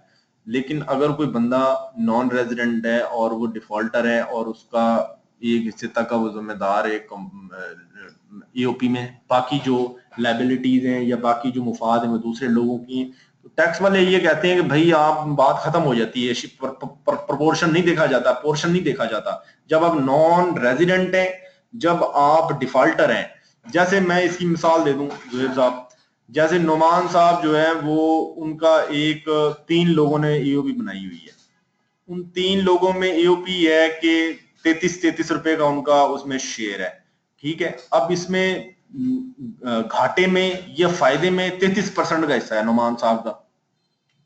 लेकिन जब नुमान साहब डिफॉल्ट कर जाएंगे ना, तो फिर ये प्रपोर्शनेट नहीं देखे जाएंगे, शेयर वगैरह नहीं देखे जाएंगे। फिर उसके खिलाफ अगर टैक्स डिफॉल्ट उसका और ज्यादा भी हो गया ना, 50% शेयर अगर उसके टैक्स निकालें तो उसका शेयर जो है 33 से क्रॉस हो जाता है या और ज्यादा हो जाता है, तो वो शेयर नहीं देखा जाएगा। फिर वो सारा अमाउंट जो है ना वो मेंबर ईओपी के या एओपी के अकाउंट से निकाल ली जाएगी। फिर वो ये नहीं कहा जाएगा, दूसरे मेंबर्स ये नहीं कहेंगे जनाब साहब देखें आप इसके अकाउंट से सिर्फ 33 रुपए तक निकालें, बाकी रुपए ये ईओपी के अकाउंट में पड़े हुए ये हमारे, ये इसके नहीं है, इसके बाकी 66 रुपए जो हैं वो हमारे 2 मेंबर्स के, इसके सिर्फ 33 है। हम कहेंगे नहीं, अब प्रोपोर्शन नहीं देखना, अब इसका सारा अकाउंट निकाल लेना है, अब हमने इसको फारग कर देना है, इसकी जरूरत इसने हमारे पैसे छुपाए हैं। ये नॉन रेजिडेंट को जरा थोड़ा सा, क्योंकि उनका पता नहीं होता मुल्क से किस वक्त बाहर निकल जाते हैं, भाग जाते हैं, दौड़ जाते हैं, ठीक है ना। अब ये एक नॉन रेजिडेंट्स के लिए क्लॉज है, ये इतनी अहम नहीं है, लेकिन मैं बता दूं, हो सकता है शायद कोई चीज एक आधा एमसीक्यू पूछ ले आपसे, आपको पता तो हो ना, आपको मोटा मोटा अंदाजा हो ना भाई ये क्या चीजें हैं। इसमें नॉन रेजिडेंट शिप ऑनर जो है, या कोई हवाई जहाज इसी का हो या कोई शिप ऑनर हो, नॉन रेजिडेंट हो शिप का ऑनर, उसके लिए प्रोविजंस दी हुई है कि उसका तरीका कार क्या है, उसकी टैक्स का क्या तरीका कार है, उसके लिए ये बताया गया है। अब ये थोड़ा सा आपने समझ लेना, इंशाल्लाह मुश्किल नहीं है।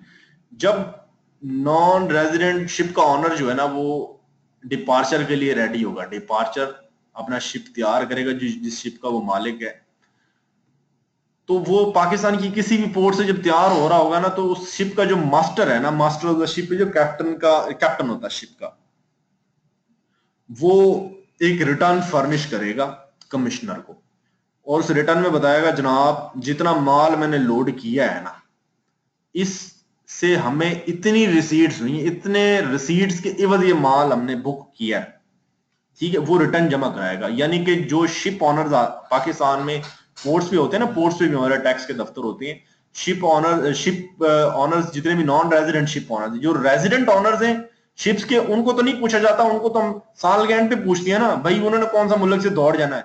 लेकिन एक शिप का मालिक दुबई का है, ठीक है, भाई वो तो दुबई में बैठा हुआ है ना, उसका जो शिप कराची से माल लोड कर रहा है, पाकिस्तान में एक्टिविटी तो कर रहा है ना, थोड़ी सी बिजनेस पाकिस्तान सोर्स इनकम बन जाती है ना उसकी थोड़ी सी, तो हम इसलिए उसको कहते हैं कि यार इस तेरे शिप का जो मालिक है ना मिस्टर जॉन साहब, आपके जो शिप का जो मालिक है ना, मास्टर जो है, ये रिटर्न जमा कराए और उसमें हमें बताए कि ग्रॉस अमाउंट रिसीट्स की क्या है, जो पाकिस्तान से माल उसने लोड किया है फ्रेट इवज, उसको कितने पैसे मिले हैं, ठीक है। ये जो है ना, मैं कोई सवाल भाई ने फिर पूछ लिया सर, अभी तक तो हम सिर्फ इंडिविजुअल्स की इनकम के टैक्सेबल के बारे में डिस्कस कर रहे थे, या हमने कंपनीज का भी पढ़ा है, इंडिविजुअल्स का भी पढ़ा है, और कंपनीज की और इंडिविजुअल्स की बिल्कुल प्रोविजंस मिलती जुलती है रिकवरी की, बहुत ज्यादा फर्क नहीं है, बस फर्क इतना सा है, अरेस्ट वाली प्रोविजंस है वो तो इंडिविजुअल पे लागू होती है ना, कंपनी को अरेस्ट नहीं कर सकते, तो वो थोड़ा सा था। शिप ऑनर्स जो है ना, ये कंपनी भी हो सकती है, इंडिविजुअल भी हो सकता है, नॉन रेजिडेंट जो है, एओपी का मेंबर जो है वो नॉन रेजिडेंट भी हो सकता है, रेजिडेंट भी हो सकता है, ये भी चीज आपने पढ़ी है। अब ये शिप ऑनर्स की बात ये कि वो जाने से पहले शिप का जो मास्टर है वो आएगा टैक्स के दफ्तर में, या उसका वकील आएगा, उसका चार्टर्ड अकाउंटेंट आएगा, कमिश्नर जो कंसर्न है उसको रिटर्न जमा कराएगा, जनाब ये मेरा रिटर्न है, ये मेरी ग्रॉस रिसीट्स है, आगे मुल्क से मैं ये कारोबार माल लोड किया है, ये मैं लेके जा रहा हूँ, तो अब मैं जाने लगा हूँ, तो बताएं मेरे लिए क्या हुक्म है। कमिश्नर क्या करेगा? कमिश्नर कुछ करेगा, क्योंकि सिर्फ रिटर्न जमा कराना मकसद नहीं है, ठीक है। जब उसने रिटर्न जमा करा दिया, ठीक है, आगे ये प्रोविजन शुरू हो गई है। जब मास्टर ने रिटर्न जमा करा दिया, कमिश्नर क्या करेगा, कमिश्नर जो है वो कुछ रिकॉर्ड, पर्टिकुलर अकाउंट्स, डॉक्यूमेंट्स मंगवाएगा जो वो समझता है उसे चाहिए। किस लिए चाहिए? कि उसका टैक्स ड्यू निकाल सके कि यार इसमें कितना टैक्स लगना चाहिए, जो अपना रिटर्न जमा करा रहा है इसका कितना टैक्स ड्यू होना चाहिए, ठीक है। और वो नोटिफाई करेगा मास्टर को इन राइटिंग कि भाई ये अमाउंट बन रही है आपकी, ये बराए मेहरबानी जो है पेमेंट कराएं इसकी। और इस तरह रिटर्न जमा कराने के बाद शिप के ऑनर को पेमेंट जमा करानी पड़ेगी। फिर जनाब मास्टर साहब जाएंगे, master of ship shall be liable, ठीक है, ये आगे, master of a ship shall be liable for the tax notified under, जो कमिश्नर से बताएगा जनाब आपने ये रिटर्न जो जमा कराया है जिसमें आपने ग्रॉस रिसीट्स बताई हैं, ये इस पे इतना इनकम टैक्स ऑर्डिनेंस की प्रोविजन के मुताबिक टैक्स बनता है, बराए मेहरबानी अब ये टैक्स आप जमा कराएं। और वो समझा जाएगा, एक असेसमेंट ऑर्डर, एक तखमीना ही समझा जाएगा, ये समझा जाएगा कि अंदाजे का ऑर्डर है कमिश्नर का और ये बस टैक्स ड्यू हो गया, ये उसने जमा कराना ही कराना है, ठीक है। तो अब इसी तरह जो शिप ऑनर, और ये मैं पिछला, हाँ, where the commissioner is satisfied that, बाद औकात ये कमिश्नर को यकीन है यार कि जो मास्टर ऑफ द शिप है ना या नॉन रेजिडेंट ऑनर है, ये चार्टर ऑफ द शिप, जो वो अभी रिटर्न जमा नहीं करा सकता, हालात ऐसे बन गए हैं, सुनामी आ गया है, समुंदर है, माल पेरिश हो रहा है, मौसम की सूरत हाल ऐसी है, और ये बंदा ठीक है, ये कंपनी के पाकिस्तान में और भी दफातर हैं, ये मतलब भागने वाली कंपनी नहीं है, मल्टी नेशनल है, जैसे बड़ी बड़ी कंपनी, जिसने कोई ऐसा नहीं है पाकिस्तान आखिरी दफा आ रही है, ये दोबारा नहीं आएगी, उसको कमीशन इजाजत देगा कि यार आप चले जाएं शिप लेके, लेकिन 30 दिन के अंदर अंदर जो है ना आप अरेंजमेंट बनाएं, एक तो रिटर्न जमा कराएं और ताकि आप टैक्स भी अपना जमा कराएं, उसको रियायत दी जाती है, क्रेडिबिलिटी होती है ना कई इदारों की, तो उनको आप रियायत दे देते हैं, ठीक है, इसी किस्म की रियायत उनको दी गई है, ठीक है। अब इसके बाद जो है ना, जब उसने रिटर्न जमा करा दिया है, ये ताहिर अयूब साहब ज्वाइन कर रहे हैं हमें भी, मैं एडमिन साहब मुझे बताएं कि ताहिर अयूब साहब जो है ना, ये एडमिन साहब ने मुझे इशारा किया कि ये हमारे उसमें सेटअप में नहीं है, ये कोई इंट्रूडर आ गए, किसी ने पासवर्ड शेयर किया अपना तो ये आ गए हैं। अगर ये ताहिर अयूब साहब हमारे हैं तो वो हमें बताएं। ठीक हो गया जी। अब जब रिटर्न जमा हो गया या उसको इजाजत मिल गई तो पोर्ट क्लियरेंस तो उसे उसी वक्त मिलेगी, ठीक है। जब तक कमिश्नर से उसे क्लियरेंस नहीं मिलती, कलेक्टर ऑफ कस्टम्स वालों के पास होती है ना पोर्ट्स, कलेक्टर जो कस्टम्स का है या जो और ऑफिसर कस्टम्स का उधर बैठा हुआ है, वो पोर्ट क्लियरेंस नहीं देगा शिप के ओनर को जो नॉन रेजिडेंट का है, जब तक कलेक्टर और officer is satisfied that any tax due under section 7, ये सेक्शन 7 में इसका टैक्स बेसिकली प्रेस्क्राइब किया गया, यहाँ इसकी रिकवरी की प्रोविजन दी गई कि जो भी टैक्स इसके वाजिबल अदा है वो इसने अदा कर दिया है और कमिश्नर सेटिस्फाइड है इससे एफबीआर का, जब तक वो उसको जाने नहीं देगा, शिप को पकड़ के रखेगा वहां पे, ठीक है। तो ये जनाब आगे प्रोविजन है। इनिशिएशन, ये आपके सामने एक स्लाइड डिस्प्ले हो गई है, इनिशिएशन, वैलिडिटी वगैरह वगैरह और रिकवरी प्रोसीडिंग्स की कैसे करनी है, आपने इनिशिएशन कब करनी, शुरू कब करनी, आगाज कब करना है, और इनकी वैलिडिटी क्या है रिकवरी प्रोविजंस की। ये जनरल सी बात है, बहुत ज्यादा याद रखने की ना भी हो तो कोई बात नहीं। देखें अब स्लाइड आपके सामने एक खुल रही है, ये जो है ना, any proceedings for the recovery of tax under this act, ठीक है, this part may be initiated at any time. Recovery की प्रोसीडिंग्स हैं, उनमें तो कोशिश ही की जाती है कि जल्दी से जल्दी रिकवरी की प्रोसीडिंग्स की जाए। ये जो पार्ट है, ठीक है, इस पार्ट, ये कौन सा पार्ट है, ये रिकवरी वाला जो पार्ट है, ठीक है, पार्ट 4 जो है, पार्ट 4 के अंदर जितनी भी जो यानी कि रिकवरी की प्रोसीडिंग्स है वो वक्त से पहले जितनी जल्दी हो सकता है उतनी जल्दी शुरू की जाती हैं, लेकिन वो किसी भी वक्त शुरू की जा सकती हैं, कोई बार नहीं है, कोई डेट या तारीख, कोई महीना, साल, दिन रात मुकर्रर नहीं है, ठीक है। कमिश्नर किसी भी वक्त जो है वो सर्टिफिकेट जो उसने, ये सर्टिफिकेट जो है ये वो वाला सर्टिफिकेट है जो वो डिस्ट्रिक्ट ऑफिसर ऑफ रेवेन्यू को देता है ना, भाई यार डेरा इस्माइल खान में डीसी साहब हमारे बंदे का टैक्स है, उसकी प्रॉपर्टी तुम्हारे में, वो उसने टैक्स सर्टिफिकेट उसको दिया होता है बेसिकली, इसको कमिश्नर किसी भी वक्त अमेंड कर सकता है। वो उसको बता सकता है यार मैंने एक गाड़ी पकड़ ली है, इस बंदे के 2-4 लाख रुपए मैंने उसमें से निकाल लिए, तो अब लिहाजा ये 2-4 लाख मजीद जो तुम निकालो उसको अमेंड कर सकता है और फ्रेश सर्टिफिकेट इशू कर सकता है। कमिश्नर को कोई मतलब इस पे पाबंदी नहीं है कि उसने जो सर्टिफिकेट इशू कर दिया उसको बदल ना सके। ठीक है, अब जनाब सेक्शन हमारा ये हमने रिकवरी का पढ़ा है। दिलचस्प इसकी प्रोविजंस थी और इसमें थोड़ी सी ट्रिकी प्रोविजंस थी। कोशिश मैंने ये की है कि इन चीजों को सादा अंदाज में, सादा फहम में बना के पेश किया जाए। यही चीजें अगर आप कानून की किताब में पढ़ने बैठ जाएंगे तो मेरा ख्याल है महीना इसमें टप जाना है। ये काफी मुश्किल है, चीजें नहीं समझ आती इतनी आसानी से। अब जैसे ही लेक्चर खत्म हुआ लोग भी जाना शुरू हो गए।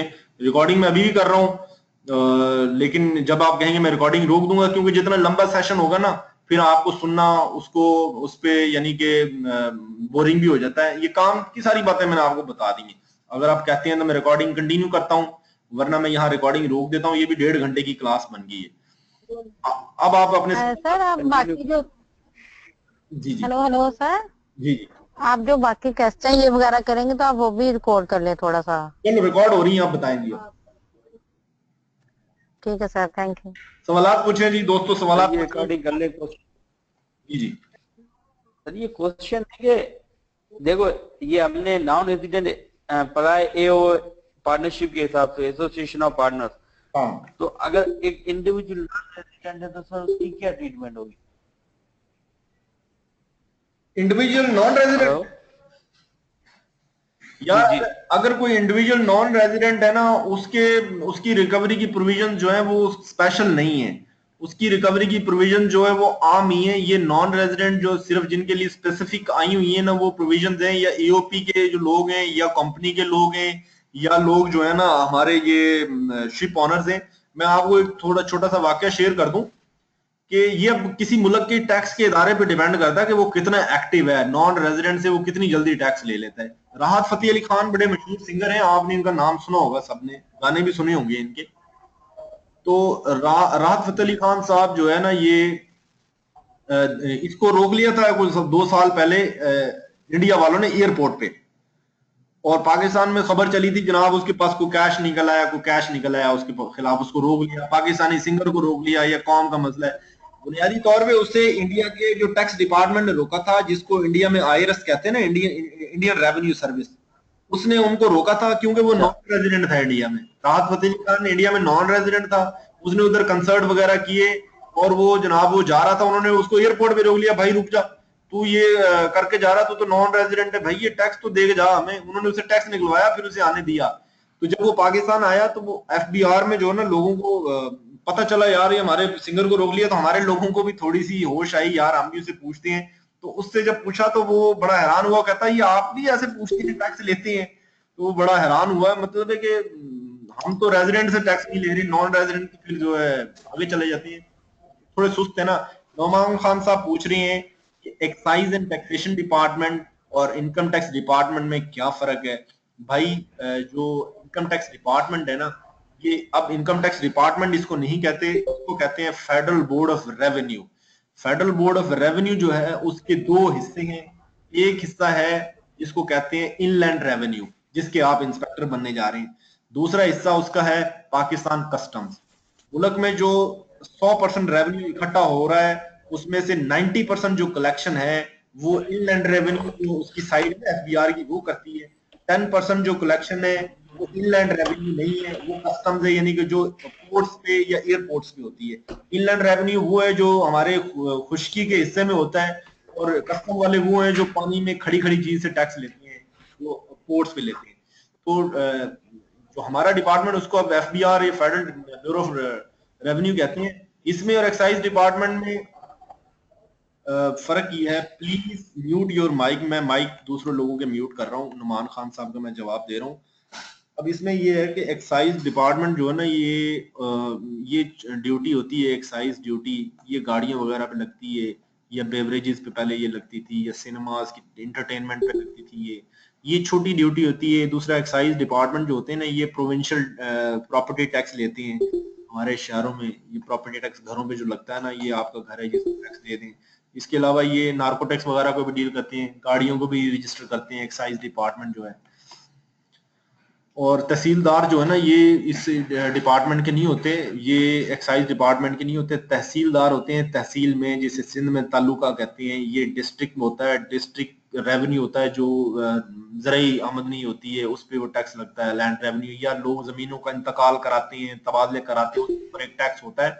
आजकल इनकम टैक्स भी उनके ऊपर लग रहा है, ठीक है, वो उससे ये रेवेन्यू इकट्ठा करते हैं। तहसीलदार जो है वो असिस्ट करते हैं इसको, असिस्टेंट कमिश्नर जो जिले में बैठा होता है। एक्साइज डिपार्टमेंट जो सूबाई होता है, इनकम टैक्स जो है ये वफाकी डिपार्टमेंट होता है, दुनिया के तमाम ममालिक में ऐसा ही है। और ये कि एक्साइज डिपार्टमेंट तो कोई तकरीबन 20 अरब रुपए इकट्ठा, पंजाब का एक्साइज डिपार्टमेंट एक साल में 20 अरब इकट्ठे करता है, 1 अरब 20 अरब, यानी कि, और जो पाकिस्तान का फेडरल डिपार्टमेंट है वो 4000 अरब रुपए इकट्ठे करता है। फर्क तो बहुत बड़ा है इनमें, जमीन आसमान का फर्क है। लेकिन एक डिपार्टमेंट जो है वो इकट्ठे कर रहा है 20 अरब रुपए, यानी कि 20 रुपए, और एक 4000 रुपए इकट्ठे कर रहा है। तो ये भी बड़ा फर्क है रेवेन्यू का, क्योंकि एफबीआर के मद में बहुत ज्यादा चीजें आती हैं। एक्साइज जो है वो बस इन्होंने बनाए हुए, हर सूबों में, हमारे मुल्क में थोड़ा सा इशू है आपस में, सूबों का वफाक के साथ रहता है, वफाक का सूबों के साथ रहता है। वो जो है ना, कई ममालिक में जो है वो सेंट्रल टैक्स अथॉरिटीज होती हैं, एक ही टैक्स अथॉरिटी होती है। जैसे इंडिया ने पिछले दिनों में बड़ा अच्छा एक लॉ पास किया है, अगर आप खबरों में पढ़ती हो तो उन्होंने अपना सेल टैक्स का एक लॉ पास किया है, जो कि जिसको हिस्टोरिक लेजिस्लेशन कहते हैं। बीबीसी ने, सीएनएन ने, वाशिंगटन पोस्ट ने, इकोनॉमिस्ट ने उसको कवर किया है। और वो लॉ क्या था कि उनकी काफी रियासतें हैं, उनकी दर्जनों में रियासतें हैं इंडिया में, जो स्टेट्स हैं, राजस्थान, महाराष्ट्र, बिहार है, यूपी है, सीपी है, इतने, दिल्ली है, हरियाणा है, पंजाब है वहां पे। तो वहां पे हर स्टेट में अलग अलग सेल टैक्स होता था, सेल टैक्स का डिपार्टमेंट। सेल टैक्स रियासतें लगाती थी, इनकम टैक्स जो है ना सेंट्रल गवर्नमेंट लगाती थी उनकी। होता ये था कि जिस रियासत में सेल टैक्स का रेट कम होता था, उस रियासत में लोग कारोबार करने के, क्यों, कारोबारी लोग भी कबूतर की तरह होते हैं, बस जहाँ पे उनको दाना शाना सही मिल रहा हो वहां वो सारे आ जाते हैं। जहाँ पे थोड़ा सा शोर शराबा हो या दाना शाना ना मिल रहा हो तो वो फिर वहां पे नहीं उतरते। वो जो है ना, मुख्तलिफ रियासतों में बिजनेस नहीं होता था स्टेट्स में सही प्रॉपरली, रेट्स डिफरेंट होते थे, झगड़ा रहता था। अभी भी जैसे हमारे पाकिस्तान में सिंध रेवेन्यू बोर्ड का और पंजाब रेवेन्यू बोर्ड का एफबीआर के साथ झगड़ा है, क्योंकि सेल टैक्स सर्विस पे जो है ना वो सिंध रेवेन्यू बोर्ड और पंजाब रेवेन्यू बोर्ड ले रहे हैं, पीआरए और एसआरए इसको कहते हैं। और फेडरल बोर्ड ऑफ रेवेन्यू जो है वो तो गुड्स पे सेल टैक्स ले रहा है, तो वो उसकी एडजस्टमेंट का एक मसला है। वो पीआरए भी लड़ती है एफबीआर से, और सिंध रेवेन्यू अथॉरिटी भी लड़ती है। तो वो वहां भी ऐसा मसला था, तो उन्होंने यूनानिमस ये डिसीजन पास किया। बस वहां मुल्क के डायनामिक्स और हैं, तो उन्होंने एक लेजिस्लेशन पास कर दिया। अब उनके पूरे मुल्क में वो दुनिया का सबसे बड़ा जो सेल टैक्स का लॉ है इंडिया के अंदर, पूरे मुल्क के अंदर एक लॉ चल रहा है, इनकम टैक्स का लॉ भी एक है। इसी तरह वो एक्साइज भी हो सकता है वो किसी दिन कर लें पूरे मुल्क में एक ही डिपार्टमेंट। जैसे नादरा है, शनाख्ती कार्ड सारे मुल्क के नादरा ही बना रहा है। देखें सिंध में वो सिंधी में भी यानी कि नादरा के आईडी कार्ड बनते हैं, पंजाब में उर्दू के बन रहे होते हैं, यानी कि वो एक डिपार्टमेंट इलाके के हिसाब से थोड़ा सा एडजस्ट अपने आप को कर लेता है, लेकिन है एक नेशनल डिपार्टमेंट। हो सकता है हमारा भी कल को हो जाए। नो वॉइस आ रही है, मेरी वॉइस तो आपको आनी चाहिए, क्योंकि मेरी जो वॉइस है वो यहाँ से तो जा रही है, ये मेरा माइक जो है ना यहाँ से चल रहा है, आ रही है। सर इमरान खान ने कहा ये फिर आपका थोड़ा सा मसला है, नो इशू जी। और सवाल पूछे, मैं अब सबके माइक ऑन कर रहा हूँ। ये एक क्वेश्चन, सर एक क्वेश्चन था।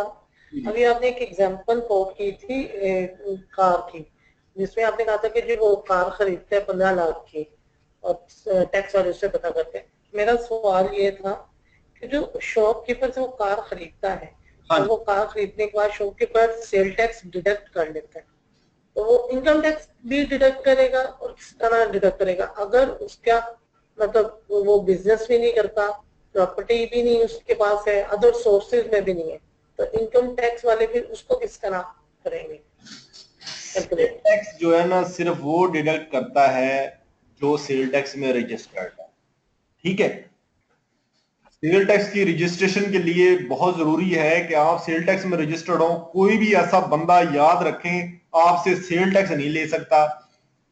इनवॉइस इशू नहीं करेगा आपको। सेल टैक्स जैसे आप साबुन लेने जाते हैं ना, उसके आप ऊपर भी सेल टैक्स देते हैं, लेकिन वो आपको कोई इनवॉइस नहीं इशू करता कि जनाब ये इतने का इसमें सेल टैक्स है। सेल टैक्स वो इनवॉइस इशू नहीं कर सकता, इनवॉइस वो आपको बंदा इशू करेगा जो सेल टैक्स में रजिस्टर्ड है। अब शॉपकीपर के बारे में सवाल आप थोड़ा सा क्लियर करें कि क्या पूछना चाह रहे हैं। सेल टैक्स क्यों करेगा? गाड़ी वाले ने गाड़ी खरीदी और गाड़ी खरीद ली बस। ठीक है, तो सर आपने कहा कि वो इनकम टैक्स वाले पूछेंगे कि तुम्हारा ये सोर्स ऑफ इनकम कहाँ से है। हाँ, ये मैं बताता हूँ आपको। वो यार ये ना उस्मान भाई बात ऐसे है कि हम जो लोग है ना वो पैसे को जहां भी आ जा रहा हो ना उसको देखते ही इस पे टैक्स हुआ है कि नहीं। देखें उस्मान भाई, आप इस मुल्क में रहते हैं और ये कहा गया है कि हर वो बंदा जिसके पास पैसे हैं वो बताए कि उसके पास पैसे हैं और वाइट है, ठीक है, उन पे टैक्स हो चुका है। आपका फर्ज बनता है कि अगर आपके पास पैसे हैं तो आप उसको डिक्लेयर करें यार कि मेरे पास पैसे हैं, मैं गाड़ी भी ले रहा हूँ, ये चीजें ले रहा हूँ, मैं जायज पैसे ले रहा हूँ। अगर आप गाड़ी ले रहे हैं और आपने हमारे पास अब रजिस्टर्ड नहीं है तो हमारे लोगों के पास जो है वो सारी कंपनी से ना, टोयोटा से, होंडा से, सुजुकी से, सारी कंपनी से एफबीआर को डाटा जाता है पूरा डाटा बेस के अंदर। वहां से पूरे मुल्क में वो शनाख्ती कार्ड के हिसाब से डिस्पर्स होता है और जिस जिस इलाके के शनाख्ती कार्ड का डाटा वो होता है वहां चला जाता है। वहां के अफसर जो होते हैं ना वो देखते हैं कि अगर वो बंदे ने इनकम टैक्स रिटर्न जमा कराई हुई है, फाइलर है, फिर तो ठीक है। अगर फाइलर नहीं है तो उससे पूछते हैं यार आप गाड़ी ले रहे हैं, इसका मतलब आपके पास पैसे हैं। जिस बंदे के पास पैसे हो उसके लिए जरूरी है कि वो टैक्स जमा कराए, या जो एनटीएन होल्डर है उसके लिए जरूरी है। अब तो 1000 सीसी से ज्यादा जिसकी गाड़ी है ना उसके लिए जरूरी है कि वो रिटर्न जमा कराए। अगर आप नहीं जमा कराएंगे तो हम आपसे पूछेंगे जनाब कि आपने गाड़ी ली है। हम ये नहीं कहते कि आपने ये बुरे पैसों से ली है या आपके पैसे हलाल के नहीं है या आपके पैसे टैक्स नहीं है। आप सिर्फ ये बता दें कि आपकी आमदनी कितनी थी इस साल में, जिस साल में आपने गाड़ी ली है, या गाड़ी जिन पैसों से ली है वो कहां से आई है। हो सकता है आप मुझे बता दें यार मेरा भाई बाहर रहता है, ये देखो ये लिखा हुआ है, उसने मुझे 15 लाख भेजे। हम कहेंगे थैंक यू उस्मान भाई, ठीक हो गया, हम आपको कुछ नहीं कहेंगे। इनपुट और आउटपुट टैक्स आप पूछ रहे हैं, सेल टैक्स एक कॉन्सेप्ट है मौसम भाई, ये इंशाल्लाह आपको सेल टैक्स की जब लेक्चर होंगे उनमें बताएंगे। लेकिन थोड़ा सा मैं बता दूं अगर आप याद रख सकें, कंफ्यूज नहीं होना। इनपुट टैक्स वो है जब आप कोई चीज खरीदते हैं उस पे आप सेल टैक्स जो अदा करते हैं, ठीक है। और आउटपुट टैक्स वो है जो आप चीज जब बेचते हैं तो जिसने आपसे खरीदी आप उससे लेते हैं। यानी कि इनपुट टैक्स देते हैं आप परचेज करते हुए और आउटपुट टैक्स आप कलेक्ट करते हैं सेल टैक्स सेल करते हुए। आवाज नहीं आ रही, उस्मान साहब कह रहे हैं, किसी और को मसला है तो बताएं ताकि मैं। कैपिटल एक्सपेंडिचर ये होता है जो आप कैपिटल एसेट खरीदने, आसिम भाई पूछ रहे हैं, कैपिटल एक्सपेंडिचर ये है जो आप कैपिटल एसेट खरीदने के लिए ले रहे हैं। जैसे आपने जो है मशीनरी ली है, अब हैवी मशीनरी ली है जिसका इस्तेमाल, ऐसा खर्चा जो है जिसका इस्तेमाल लंबे अरसे तक फायदा देता आपको, उसको कैपिटल एक्सपेंडिचर कहते हैं। कैपिटल एसेट जो लिया है आपने उसको कैपिटल एक्सपेंस करके लिया ना। और सवाल पूछो। Hello sir. जी जी सर जी जी सर ये अपने सैलरी हमने पढ़ा था, उसमें एक चीज थी, आज मैंने वो स्लाइड पे भी देखा था तो वेबसाइट पे भी था।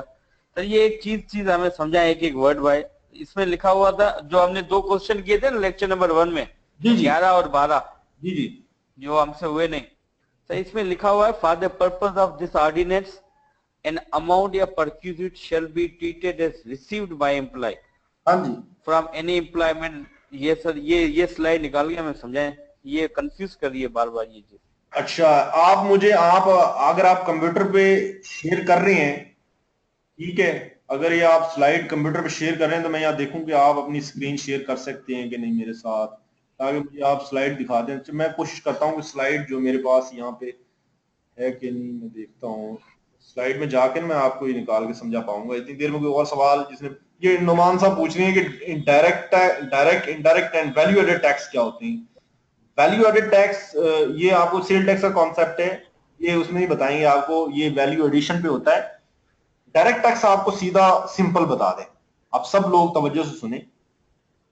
डायरेक्ट टैक्स वो है जो आपसे डायरेक्ट लिया जाता है, जब गवर्नमेंट आपसे लेती है, या तो गवर्नमेंट आपसे डायरेक्ट ले लेती है या विदहोल्डिंग एजेंट होता है बीच में, ठीक है।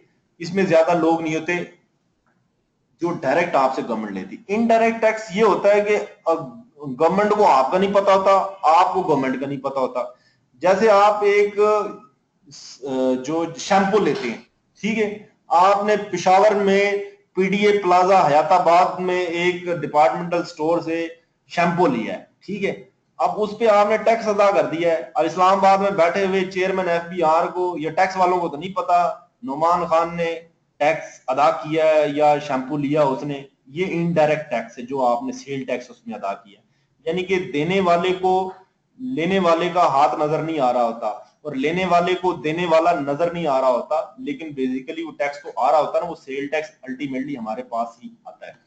डायरेक्ट टैक्स ऐसा टैक्स है जिसमें हमें पता होता है, जैसे इनकम टैक्स है, हम आपसे डिडक्ट कर रहे हैं, वो आपको पता होता है, गवर्नमेंट को पता होता है या गवर्नमेंट के विदहोल्डिंग एजेंट को पता होता है कि वो आपसे टैक्स ये ले रहा है। जैसे income tax withholding income tax जो है ना, ये डायरेक्ट टैक्स है, ठीक है। मैंने व्हाट्सएप किया है, किया है एडमिन प्लीज शेयर। एडमिन साहब मैं रिक्वेस्ट करूंगा, एडमिन साहब अभी आज जो है ना, एडमिन साहब के गेस्ट आए हुए हैं, वो यहाँ पे अवेलेबल नहीं है, लेकिन एक दूसरे एडमिन साहब यहाँ बैठे हुए हैं, वो उनसे मैं गुजारिश करता हूँ वो एडमिन साहब से पूछें कि कौन सी आपने उनको शेयर की है। डबल टैक्सेशन क्या होती है जी? जी जी सर एक क्वेश्चन था, मैंने कल की जो प्रेजेंटेशन थी वो सुनी तो एक कंफ्यूजन थोड़ी सी आई। अगर मैं होंडा गाड़ी लेता हूँ 30 लाख की, जी जी, तो उसकी वैल्यू जब मैं उसे थोड़ा यूज करूंगा उसकी वैल्यू डेप्रिशिएट हो जाएगी, जी जी, गिर जाएगी, जी जी, तो फिर वो कैपिटल एसेट कहलाएगा या नहीं? यार अगर आप गाड़ी जो है ना वो कैपिटल एसेट तो डेप्रिशिएबल होते हैं बेसिकली, बुनियादी तौर पे जो चीज लंबे अरसे तक इस्तेमाल होगी आसिम भाई उसी की वैल्यू घटेगी ना। जो चीज कंज्यूमेबल है, पेट्रोल जो होता है ना, पेट्रोल जो है, तेल जो है, ये कंज्यूमेबल आइटम है, ये डेप्रिशिएबल होती नहीं है। ये तो आपने इस्तेमाल करने वाली चीज उसी वक्त इस्तेमाल हो जानी, इसकी डेप्रिसिएशन नहीं होती। जितनी देर तक वो बंद है उतनी देर तक बोतल में बंद है, आपने गाड़ी में डाली उसमें जल जानी है। सिगरेट जो है वो सुलगाया आपने पी लिया खत्म हो गया, उसकी क्या डेप्रिसिएशन होगी। लेकिन एक गाड़ी है उसने 10 साल चलना है, एक बिल्डिंग है उसने 50 साल 100 साल चलना है, और वक्त के साथ साथ उसने उसकी वैल्यू कम होगी या उसकी वैल्यू जो है वो बुनियादी तौर पे तो देखें आप, कुछ बिल्डिंग्स ऐसी हैं कि जिनकी वक्त के साथ वैल्यू एप्रिशिएट होती है, डेप्रिशिएट नहीं होती। जैसे कुछ प्रॉपर्टीज जो है ना वो शहरों में बजाय डेप्रिशिएट होने प्रैक्टिकली वो महंगी हो गई हैं। लेकिन जो टैक्स अकाउंटिंग है ना, टैक्स अकाउंटिंग का जो कॉन्सेप्ट है उसमें उसकी वैल्यू भले मार्केट में डेप्रिशिएट हुई हो, लेकिन वो अप्रिशिएट हुई हो, लेकिन उसको उसकी जो बिल्डिंग का जो स्ट्रक्चर है ना वो तो कंक्रीट का है ना, वो डेप्रिशिएट ही कंसेप्ट उसको किया जाएगा कि वो डेप्रिशिएट हुआ है, उसका प्लस्तर, उसमें लगी चीजें, उसमें फिटिंग ये कम हुई उनकी प्राइस यूजेज से समझा जाता है कि वो चीज की वैल्यू में कमी आती है। पुराना कॉन्सेप्ट चल रहा है। डबल टैक्सेशन पूछ रही है कि जनाब ये क्या होती है? भाई डबल टैक्सेशन जो है वो किसी होती नहीं है, डबल टैक्सेशन तो होनी नहीं चाहिए। डबल टैक्सेशन ये है कि आप पे टैक्स लग गया और फिर आप पे टैक्स लग गया, आपने एक दफा टैक्स अदा कर दिया और आपको फिर टैक्स अदा करने के लिए कहा जाए, डबल टैक्सेशन ये होती है। डबल टैक्सेशन से तो गवर्नमेंट जो है ना वो देती है प्रोटेक्शन जो है लोगों को, डबल टैक्सेशन लोगों की इनकम पे ना हो। इसके हवाले से बहुत सारी जो ये रेमिटेंसेस जो आते हैं ना, ये रेमिटेंसेस इसीलिए इनको टैक्स पाकिस्तान में माफ किया जाता है ताकि डबल टैक्सेशन ना हो, क्योंकि जिस बंदे ने दुबई में पैसे कमाए टैक्सी चला के, उससे तो उसका तो टैक्स पहले हो गया। इसको डेफिनेशन को आप ये कहते हैं कि अगर हो गई तो उसका मतलब ये कि एक ही अमाउंट पे, एक ही इनकम पे आपने 2 दफा टैक्स दे दिया, ठीक है। और ये डबल टैक्सेशन को अवॉइड किया जाता है। इंटरनेशनल ट्रेड में इसको, इसके रिलेटेड लॉज बने हुए हैं, मुख्तलिफ कंट्रीज में ट्रीटीज होती हैं, मुआहदे होते हैं ताकि डबल टैक्सेशन को अवॉइड किया जाए, और ये म्यूचुअली बेनिफिशियल होती है तमाम कौमों के लिए, तमाम नेशंस के लिए, ठीक है ना। Hello sir. जी आसिम सर, हमने प्राइवेट कंपनी के हिसाब से हमने पढ़ा था कि अगर प्राइवेट कंपनी अपने गोशवारे जमा नहीं करवाती है तो उनके डायरेक्टर से पूछा जाएगा, उनसे रिकवर करेंगे या शेयर होल्डर से। अगर सर हम अनलिमिटेड कंपनी का कॉन्सेप्ट लेते हैं, ये आर्टिफिशियल है ना? नहीं, तो यहाँ पे तो शेयर होल्डर्स तो डायरेक्ट नहीं, मैंने शंकर जो बात की ना प्राइवेट कंपनी की, और मैंने ये कहा है कि प्राइवेट कंपनी अगर अपने गोशवारे जमा नहीं ना कराती तो गोशवारों के बारे में डायरेक्टर से नहीं पूछा जाएगा। अगर प्राइवेट कंपनी, अगर कोई कंपनी है उसको डिफॉल्ट कर गई है, टैक्स नहीं अदा किया उसने, डिफॉल्ट टैक्स है ना, जो डिफॉल्टेड अमाउंट ऑफ टैक्स है, उसके बारे में डायरेक्टर से रिकवरी हो सकती है। गोशवारे अगर कंपनी ने जमा नहीं कराए तो गोशवारों को प्रोसीडिंग आप चला सकते हैं, जुर्माना कर सकते हैं कंपनी को। आप कंपनी को कहेंगे, कंपनी गोशवारे नहीं जमा करा रही, आप उसको कहेंगे जनाब आपने गोशवारे नहीं जमा कराए, लिहाजा such tax is being imposed on you, या such penalty is being imposed on you, या we presume that you have carried on this business or therefore this much amount is payable on you, और ये एक assessment order पास वो कर देते हैं, तो आप उसको जो है टैक्स रिकवर कर सकते हैं। सर अभी जो अनलिमिटेड का कॉन्सेप्ट चल रहा है कंपनीज में सर, कि इन पे लायबल नहीं है डायरेक्टर या शेयर होल्डर्स वगैरह, कंपनी डिफॉल्ट कर गई तो सर फिर तो हम नहीं पे करेंगे, फिर तो कंपनियां पे नहीं करती है। जो ये कॉन्सेप्ट है ना, ये आपका अकाउंटिंग का कॉन्सेप्ट है, ठीक है ना। जो टैक्स है ना, टैक्स जो इसकी जो लायबिलिटी है ना, देखे ना, टैक्स की लायबिलिटी डिफरेंट है, टैक्स की अकाउंटिंग भी डिफरेंट है। बहुत सारी चीजें जो अकाउंटिंग में अलाउड हैं, बहुत सारी लायबिलिटी जो आप कहना चाह रहे हैं कि कंपनी में लायबिलिटी एक लिमिटेड लायबिलिटी होती है लोगों की, वो कंपनी में अकाउंटिंग के पर्पस से हो सकती है, वो जो विद इन कंपनी जो डायरेक्टर्स हैं या उसके जो मैनेजमेंट है उसके कॉन्सेप्ट के लिए ठीक है। लेकिन यहाँ पे जो टैक्स का मसला है, यहाँ पे भाई मामले डिफरेंट है। यहाँ पे तो गवर्नमेंट का जब टैक्स है ना, जो गवर्नमेंट के पैसे हैं वो किसी की तरफ ड्यू हो तो फिर गवर्नमेंट उन्हें नहीं छोड़ती, फिर उन्हें गवर्नमेंट लेती है। वो तो देखे ना, बैंकर अगर पैसे ना दे रहा हो किसी डिफॉल्टर के, तो बैंकर का क्या कसूर है बेचारे का? गवर्नमेंट तो बैंकर को पकड़ लेती है, भाई तुमने टैक्स नहीं दिया, ये तुम्हारे खिलाफ एफआईआर होगी या प्रोसिक्यूशन होगी या टैक्स तुम्हारी सैलरी से लिया जाएगा। तो ये टैक्स का मामला जरा और है। ये जो है ना म्यूचुअली इंटरेस्टेड एक इंटरेस्ट है पूरी कौम का, 20 करोड़ लोगों का हुकूमत पाकिस्तान पे। ये जो भी हम रिकवरी करते हैं ना टैक्स की, वो कोई एक बंदे की थोड़ी है, वो तो 20 करोड़ अवाम की भाईजान। टैक्स तो सबका है आपका, तो ये माफ नहीं है किसी को। टैक्स जो है ना वो ऐसी चीज है कि पाकिस्तान में इंशाल्लाह आप लोग आएंगे इस डिपार्टमेंट में, तो इन फ्यूचर जो है ना ये इसकी ग्रोथ जैसी हो रही है। आप फॉरेन कंट्रीज में देखें, अमेरिकन जो IRS है, इंग्लैंड के अंदर हिज मैजेस्टी रेवेन्यू सर्विस है, वहां पे बहुत टैक्स की शदीद किस्म के लॉज हैं वहां पे, तो बड़ा खौफ है। बल्कि ये मूवीज आई हैं, ये स्पेस से रिलेटेड मूवीज आई थी 1-2 साल पहले, तो वहां पे वो स्पेस शटल में बैठे हुए दो जो खलाबाज थे ना, वो आपस में बात कर रहे थे, फ्रैंक हो रहे थे, उनका सियारा कहीं भटक गया था, जो स्पेसशिप जो है, तो बात ये कर रहे थे, वो दूसरे से कह रहा था यार मैं आपसे कोई ना एक बात शेयर करूंगा आज।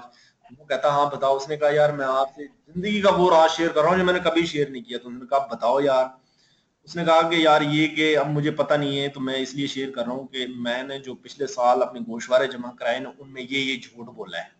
तो देखें ने उस बंदे का, उन लोगों का कॉन्सेप्ट क्या है कि वो स्पेस में गया हुआ है, उसे पता है यार अब हमारा स्पेसशिप भटक गया है, पता नहीं है वापस लौटेंगे कि नहीं, तो मैं वो राज उगल रहा है, चलो यार अब इस राज की जो है ना इम्पैक्ट कोई नहीं होगा, जमीन पे नहीं बोला उसने। वहां पे बहुत सीरियस है। पाकिस्तान के अंदर आप लोग आएंगे इस डिपार्टमेंट में, सर्विस ज्वाइन आप करते हैं आहिस्ता आहिस्ता, ये this is going to be very very serious, very very serious.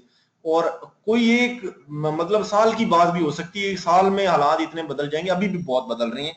ये फाइलर नॉन फाइलर, ये पकड़ धकड़ अभी भी बहुत ज्यादा, देखते देखते हमारे हालात बदल गए। क्योंकि अगर आपने अपने पांव पे खड़ा होना है ना मुल्क ने, अगर मुल्क ने अपने रिसोर्सेज पे चलना है, IMF की मदद से नहीं चलना, बैरूनी इमदाद की मदद से नहीं चलना, तो फिर आपको अपने रिसोर्सेज यूटिलाइज करने पड़ेंगे, जिसमें आपके टैक्सेस हैं, जिसमें आपके बिजनेस चलेगा तो टैक्स चलेगा ना, सारी चीजें टैक्स पे आ जाती हैं।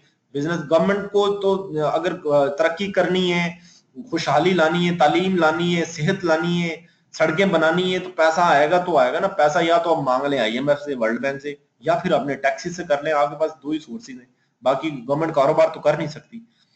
तो और कोई मेरे भाई सवाल? सर ये मैंने पूछना था आपसे, जो आप पहले ये कंपेयर कर रहे थे इंडिया के लॉ को। जी ज़ुहैब, इंडिया के लॉ को जो आपने बताया कि वहां उन्होंने अमेंडमेंट की है। जी ज़ुहैब, जी ज़ुहैब, मैं सर पूछ रहा था कि ये सेल पाकिस्तान में, जो पाकिस्तान का जो सेल टैक्स है और इंडिया का सेल टैक्स है, इसको कैसे आपने कंपेयर किया? पाकिस्तान में क्या ये फेडरल जो है इसको नहीं कलेक्ट करता, या प्रोविंसेस इसको अलग से कलेक्ट करते हैं? ज़ुहैब बड़ा अच्छा सवाल पूछा आपने, बहुत अच्छा सवाल पूछा है ज़ुहैब। असल में कुछ साल पहले ना प्रोविंशियल ऑटोनॉमी हमारी हुई है, एक तरमीम आई थी उसमें जो ना सूबों को हमारी जो फेडरल लिस्ट है ना, उसमें से बहुत सारी चीजें निकाल के सूबों को वो दे दी थी। उनमें से सर्विसेज के ऊपर जो टैक्स है ना, सेल टैक्स सर्विस के ऊपर, वो सूबों को दे दिया है। जी जी मसलन सर्विसेज क्या है, होटलिंग की सर्विसेज हैं, प्रोफेशनल सर्विसेज हैं, डॉक्टर्स की कोई सर्विस है अगर उस पे वो इनकम फ्रॉम बिजनेस नहीं इनकम फ्रॉम सर्विस समझा जाए उसका, रेस्टोरेंट्स हैं, कॉन्ट्रैक्टर्स की सर्विसेज अगर आप उन्हें समझ लें, इन सर्विसेज में ये जहां भी है इन पे सूबों को इख्तियार दे दिया कि वो इस पे टैक्स लगाएं। इसलिए पंजाब में आप देखेंगे ना, वो रिम्स आया हुआ है, और पीआरए जो है ना वो रेस्टोरेंट्स पे छापे मारती है, उनसे वो इनवॉइस जनरेट कराती है, लोगों को इनाम की भी दिए हुए हैं कि जनाब आपको इनाम मिलेगा, आप रेवेन्यू अथॉरिटी की वो स्लिप लें उससे। तो सर्विस पे वो टैक्स ले रही है। जो गुड्स पे टैक्स है ना, गुड्स पे, वो कमोडिटीज पे वो टैक्स तो फेडरल गवर्नमेंट ही ले रही है अभी भी, और वो ज्यादा चंक जो है ना वो पाकिस्तान की सेंट्रल गवर्नमेंट ही ले रही है। लेकिन ये सर्विस पे छोटा सा टैक्स है ना, ये सूबे ले रहे हैं, और इस पे अभी तो थोड़ा सा ले रहे हैं सूबे, और पंजाब और सिंध जो है ना वो वफाक से मुसलसल, हालांकि देखे ना पाकिस्तान में सेंट्रल गवर्नमेंट है और सेंट्रल गवर्नमेंट नून लीग की है, और पंजाब में भी नून लीग की है, लेकिन जब ये सर्विस पे टैक्स की बात आ रही है ना, तो पाकिस्तान पंजाब की जो रेवेन्यू अथॉरिटी है वो भी एफबीआर से जो ना हेड इन कोलिजन ही रहती है। सही है।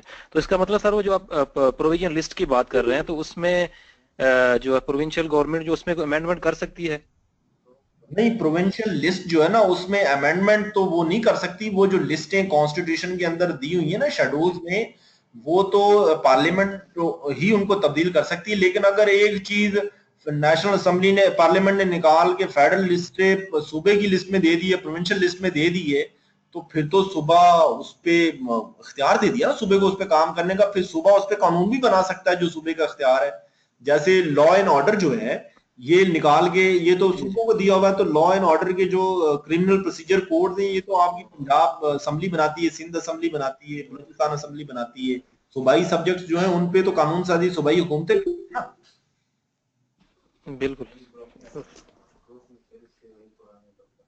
हमारी कंट्री में जो है ये सिस्टम जो सारा चल रहा है, ये तो कैश में बहुत ज्यादा लेन देन होता है। हाँ। तो बैंक, आप कह रहे थे कि एफबीआई कोई मानती है जो बैंकिंग चैनल।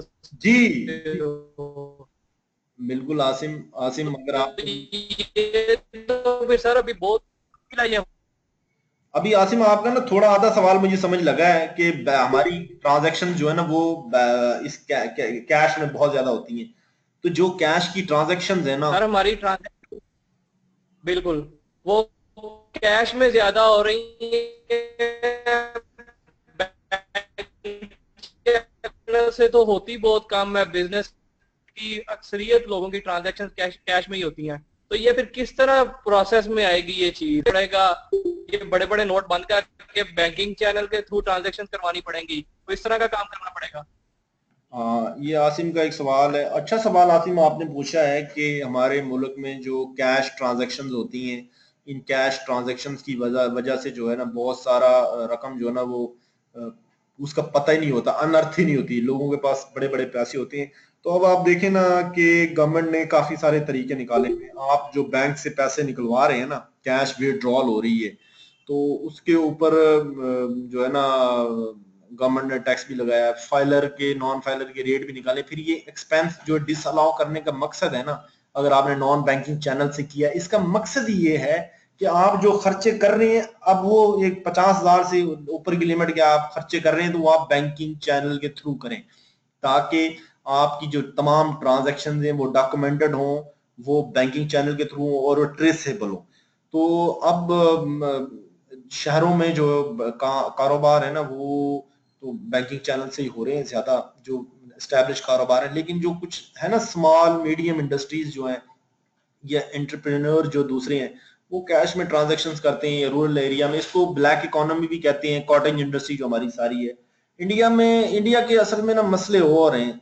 इंडिया जो है ना, इंडिया हमारे असल में एज अ स्टेट जो है ना, हम बड़े बुनियादी मसलों में फंसे हुए हैं।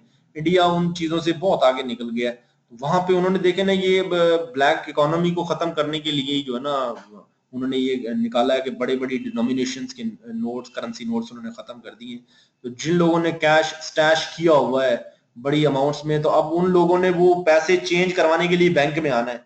जब वो पैसे चेंज करवाने के लिए बैंक में आएंगे तो बैंक को पता चल जाएगा इनके पास कितने पैसे, वो गवर्नमेंट को बता देगा जनाब के आसिम शेख के पास जो है ना 5 करोड़ रुपए के ये नोट पुराने बदलवाने आया था। तो फिर गवर्नमेंट को कम से कम पता होगा कि किस किस के पास कितना कैश है, ताकि फिर गवर्नमेंट पूछ सकेगी जनाब आसिम साहब आपके पास 5 करोड़ है, तो इसमें से तो 2.5 करोड़ का तो हमें पता था पहले आपके पास है, तो बाकी 2.5 करोड़ का कहाँ से आया? तो वो ब्लैक इकोनॉमी है, वो गवर्नमेंट उसको टैक्स कर देगी। ये एक अच्छा हथकंडा है इंडिया में, लेकिन मुश्किलात भी उनको बड़ी आ रही हैं। वो जो है ना इसको काफी प्रोटेस्ट चल रही है। वो प्रॉपरली होता है जब ऐसे रेडिकल किस्म की जो इनिशिएटिव लिए जाते हैं ना, तो वो इतने ज्यादा उनकी एक्सेप्टेबिलिटी नहीं होती। आपको लेने पड़ते हैं जब आप पॉलिटिकली मजबूत हो ना कोई गवर्नमेंट, तो वो इतने अनपॉपुलर डिसीजन ले लेती है, मुल्क के इंटरेस्ट में बेहतर है लॉन्गर टर्म में। लेकिन अब आर्जी तौर पे अगर 1.25 अरब की 1.5 अरब की आबादी में चंद लाख लोग अगर मुजाहरे कर रहे हैं तो ठीक है, लेकिन बाकी लोग तो बैठे हुए हैं।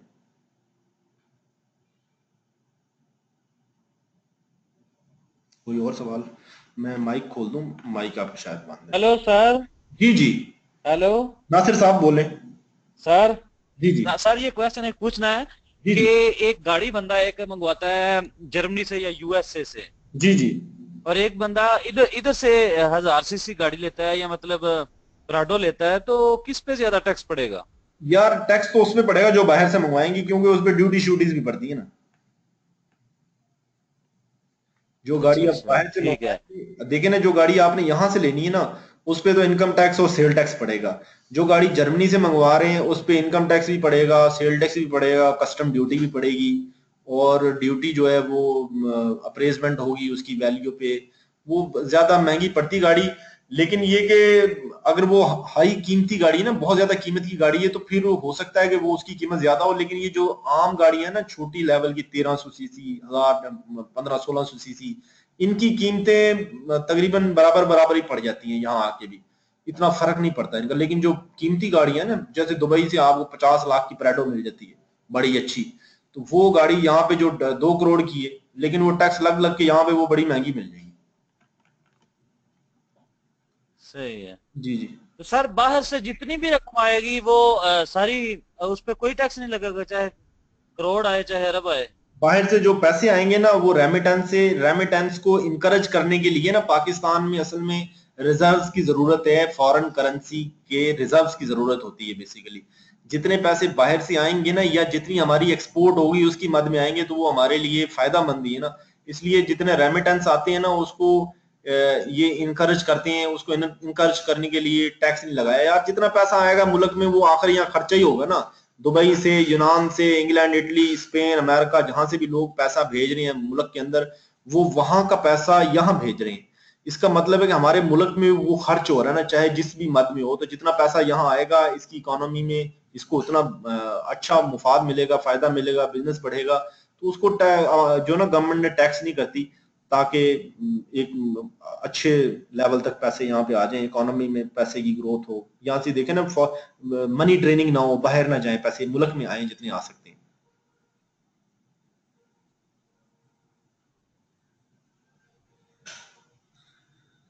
जी, तमाम लोग कोई और सवाल पूछने वाले हैं?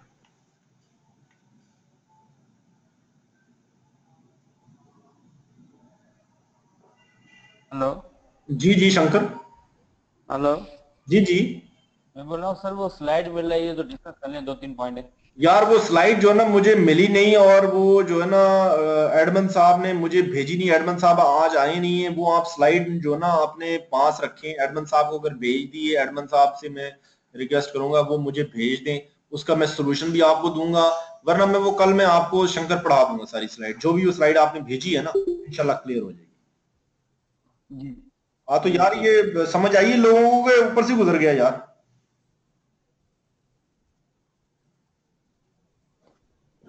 नहीं आ रही है सर।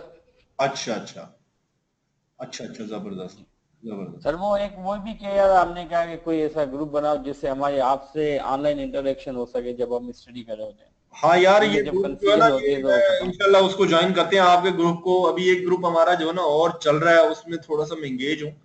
तो इसके बाद जो है ना मेरा 9 o'clock पे शुरू होता है इंशाल्लाह। आपके साथ जो ना ग्रुप बनाते हैं, आपको पूरी गाइडेंस, आप कोई कंफ्यूजन हो रही है? कोई समझ आ रही है चीजें कि ऐसे ही आप लोग वक्त जाया कर रहे हैं? क्या समझ क्या आ रहा है? तसल्ली हो रही है कुछ लोगों को? नहीं सर, समझ तो आ रही है हमें, लेकिन हम जब स्टडी करते हैं तो कुछ ऐसी चीजें होती है जो कंफ्यूज करती है हमें। वो पता क्या चीज है, ये आपको जो चीजें पढ़ा रहे हैं ना हम, ये पढ़ा रहे हैं, जी बड़ी ऐसी चीजें हैं कि जब अगर आप लॉ की किताब, जिन लोगों ने लॉ किया होगा ना, लॉ की किताब खोल के देखेंगे ना, जी वो अंदाजा करेंगे कि ये कितनी किताब में लॉ मुश्किल दिया हुआ है। तो वो बड़ी सादा करके आपको बात जी बताते हैं, और समटाइम जब आप उसको बैक खुद जाके देखते हैं ना, वो वाकई मुश्किल लगती होगी आपको, बात बिल्कुल लगती होगी, क्योंकि ट्रिकी चीजें हैं ये।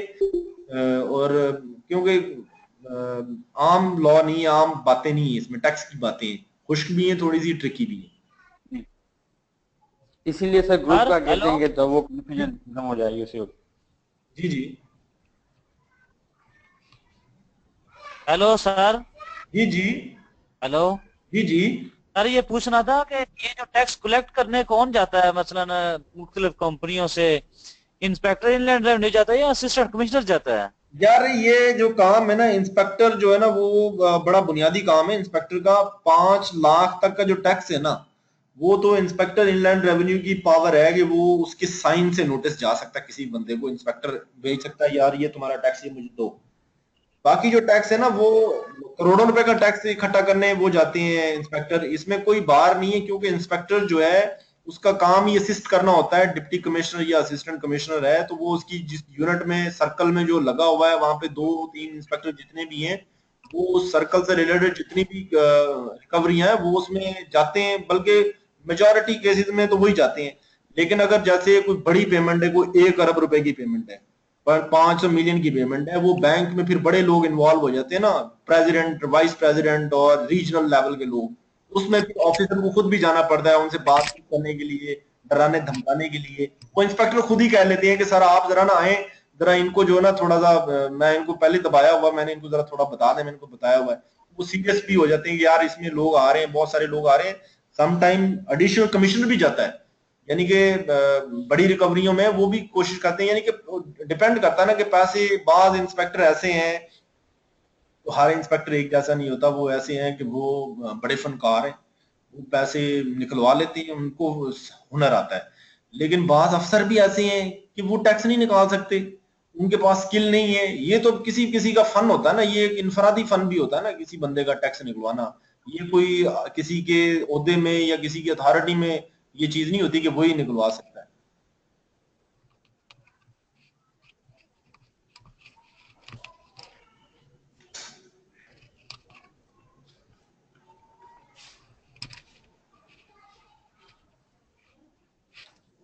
अच्छा, ये कुछ स्क्रीन शेयरिंग का कह रहे हैं यार, ये मुझे फंक्शन नहीं पता कि आपकी स्क्रीन कैसे शेयर होगी। यानी कि मेरे पास मैसेज आ रहा है, मेरे पास ये चीज नहीं आ रही कि आपकी स्क्रीन कैसे मैं शेयर कर सकता हूँ। यहाँ पे मेरी स्क्रीन शेयर हो रही है और ऑडियो की ऑप्शन आ रही है। ये कोई ऑप्शन जो है ना, एडमिन साहब होते तो आज बताते, आज उन्होंने जो है ना छुट्टी की हुई है, कहीं और गए हो। अब होपफुली तमाम लोगों को आज का सेशन जो है ना, वो चीजें मोटी मोटी समझ आई होंगी। ये इसकी रिकॉर्डिंग भी होगी इंशाल्लाह, ये भी आपको भिजवाएंगे वो। ठीक है, कोई क्वेश्चन है तो बता दें जी।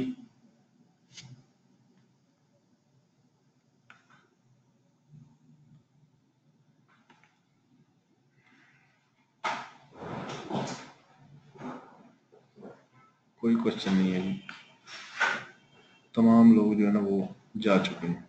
थैंक यू वेरी मच जी। Hello sir. जी जी हेलो सर। जी जी एक क्वेश्चन है सर, ये जो टैक्स डिपार्टमेंट है इसमें, एफबीआर में, जी जी ये रात को भी ड्यूटी हो सकती है इनकी, कि बस 5 बजे के बाद फारग? यार इसकी ड्यूटी जो है ना वो तो होती है 9 to 5, लेकिन इसकी ड्यूटी वो 24 घंटे की भी हो सकती है, क्योंकि बाज जगह पे सम टाइम जो है ना ये एम्बार्गो लगाते हैं, फैक्ट्रियों में सील करते हैं ना फैक्ट्री को, या फैक्ट्री में हाँ जी। लोग बैठ जाते हैं तो वो दिन रात भी बैठना पड़ता है। वो देखते हैं ना यहाँ पे सेल परचेज कितनी हो रही है, कौन कितनी गाड़ियां जा रही हैं आ रही हैं, वो तो 24 घंटे की भी ड्यूटी होती है। फिर दूसरे शहरों में जाना, तो इसमें टाइम का फायदा तो है कि ये ड्यूटी जो है ना प्योरली है तो वैसे 9 to 5, लेकिन सम टाइम कुछ दफा ये ड्यूटी आपको लेट आवर्स भी करनी पड़ती है। अच्छा, मेरे कहने का मतलब है जिस तरह से ये पुलिस वाले हैं, नहीं सब इंस्पेक्टर वगैरह। पुलिस वाले जो है ना वो तो 24 घंटे थाने में ही रहते हैं ना, ठीक है ना, तो उनकी ड्यूटी तो और हाँ जी। उनका हिसाब और है, ये और काम है, वो तो अनपढ़ों वाला काम है, यानी कि आप एक डंडा पकड़ा हुआ है, ये तो एक पढ़ा लिखा काम है, आप समझ के चीजों को चलते हैं, और रात को तो कोई बैंक खुला नहीं ना होता, तो इसलिए अब हाँ जी। आपको क्या करेगा, ज्यादा से ज्यादा ये हो सकता है कि अगर कोई फैक्ट्री है तो वहां पे अगर उसकी कोई काम है तो वो वहां पे जाते हैं लोग, जिनके रात को काम है रात को भी होते हैं सम टाइम। यहाँ पे अब जो छापे मारने जाते हैं, रेड पे जाते हैं, वो रात को 11-11 बजे भी वापस आते हैं, उसमें कोई ऐसी नहीं है, लेकिन ये आम आम रूटीन यही है कि 9 to 5 ड्यूटी होती है, फोन से आप अपना फोन बंद करते हैं, घर जाके सो जाते हैं। ठीक ठीक, थैंक्स सर, बहुत शुक्रिया। ठीक हो गया। तमाम लोगों को खुदा हाफिज, खुश रहिए, हेलो ख्याल रखिए। सर। जी जी हेलो सर। जी जी सर वो एक ये मैं कह रहा था कि हम एक डिटेल में बहुत कम जाते हैं, मतलब किसी डिस्क्रिप्शन की तरह जो पॉइंट स्लाइड्स में होती हैं उसको छोटे से डिस्क्राइब कर दिया, जी जी। या क्या ये हमारे लिए इनफ है कि इतना ही, या मजीद इसको एक्सप्लेनेशन वगैरह आप दिया करें ताकि अंडरस्टैंडिंग क्लियर हो हमारी। यार मैं एक सेशन की जो है ना, अब शुरू में डेमोज भी जब हो रहे थे तो जब भी ये बताया गया था कि आपको एक सुपरफिशियल वे में चीजें समझाई जाएंगी, आज रिकवरी की जो चीजें बताई गई, कोशिश ये की गई, अब इसमें बड़ी बड़ी बारीक बातें हैं, बड़ी बड़ी इसकी एक्सप्लेनेशन हैं, बड़ी बड़ी कमेंट्रीज हैं कि नॉन रेजिडेंट जो है वो क्या कहेंगे एक बंदे को, जनाब जो दुनिया में किसी मुल्क में नॉन रहता ही नहीं है, पाकिस्तान में तो चलो वो नहीं है 183 दिन, लेकिन दुनिया के किसी और मुल्क में भी नहीं है, वो समुद्र में है, ठीक है, उसको क्या कहेंगे आप, या वो खला में गया हुआ है, पाकिस्तान के स्पेस शिप पे गया हुआ है, फिर उसको क्या कहेंगे, वो नॉन रेजिडेंट है कि नहीं। अब तशरीहें बड़ी हैं, जितनी गहरी चीजों में जाएंगे, आपने अभी इसको प्रैक्टिस नहीं करना, आपने तो 100 नंबर का एक पेपर पास करना है, 100 नंबर के पेपर में कोई भी बंदा आपसे इतनी गहरी और कानून और इल्म की गहराई की बातें नहीं करेगा, आपसे उन्होंने एक जर्नल टेस्ट है, आपका स्क्रीनिंग टेस्ट है ये बेसिकली, तो ये आप जो कर रहे हैं तैयारी, मेरा ख्याल तो ये बहुत काफी है, इसके एमसीक्यू तो आप करेंगे तो ये काफी तैयारी है समझने का। अच्छा, मतलब ये इसी हिसाब से अपनी लॉजिक बना के चले। हाँ जी हाँ जी, ज्यादा ना सोचे हम, ज्यादा सोचेंगे कंफ्यूज हो जाएंगे भाई, ये तो फिर तो आपको साल चाहिए ना, कौन सा सीएसएस का पेपर दे रहे हैं 12 जिसके लिए साल तैयारी करेंगे, ये तो 100 नंबर का पेपर है, 100 नंबर की पेपर की 100 नंबर इतनी लिमिटेड है, टाइम भी उतना ही आपके पास। सही है सर। अस्सलाम वालेकुम सर। वालेकुम सलाम। सर इमरान अर्ज कर रहा हूँ, मैंने पूछना था, मैं भी जरा टेस्ट से आगे की बात कर रहा हूँ, अपॉइंटमेंट के बाद इनलैंड रेवेन्यू इंस्पेक्टर की कोई मजीद ट्रेनिंग भी होती है? हाँ जी, ट्रेनिंग उसकी होती तो नहीं, क्योंकि 1994 में बाद भर्तियां हो रही हैं, लेकिन इस दफा ये ट्रेनिंग होगी उनकी। ओके सर, बहुत शुक्रिया सर। नहीं जी, थैंक यू वेरी मच, आप लोगों का बहुत शुक्रिया, आप लोगों ने ज्वाइन किया, जिन्होंने सवालात पूछे उनका भी बहुत शुक्रिया। रिकॉर्डेड लेक्चर तो मिलेगा उसे भी, थैंक यू सर, खुश रहें, thank you, Allah Hafiz. Thank you sir, thank you, Allah Hafiz.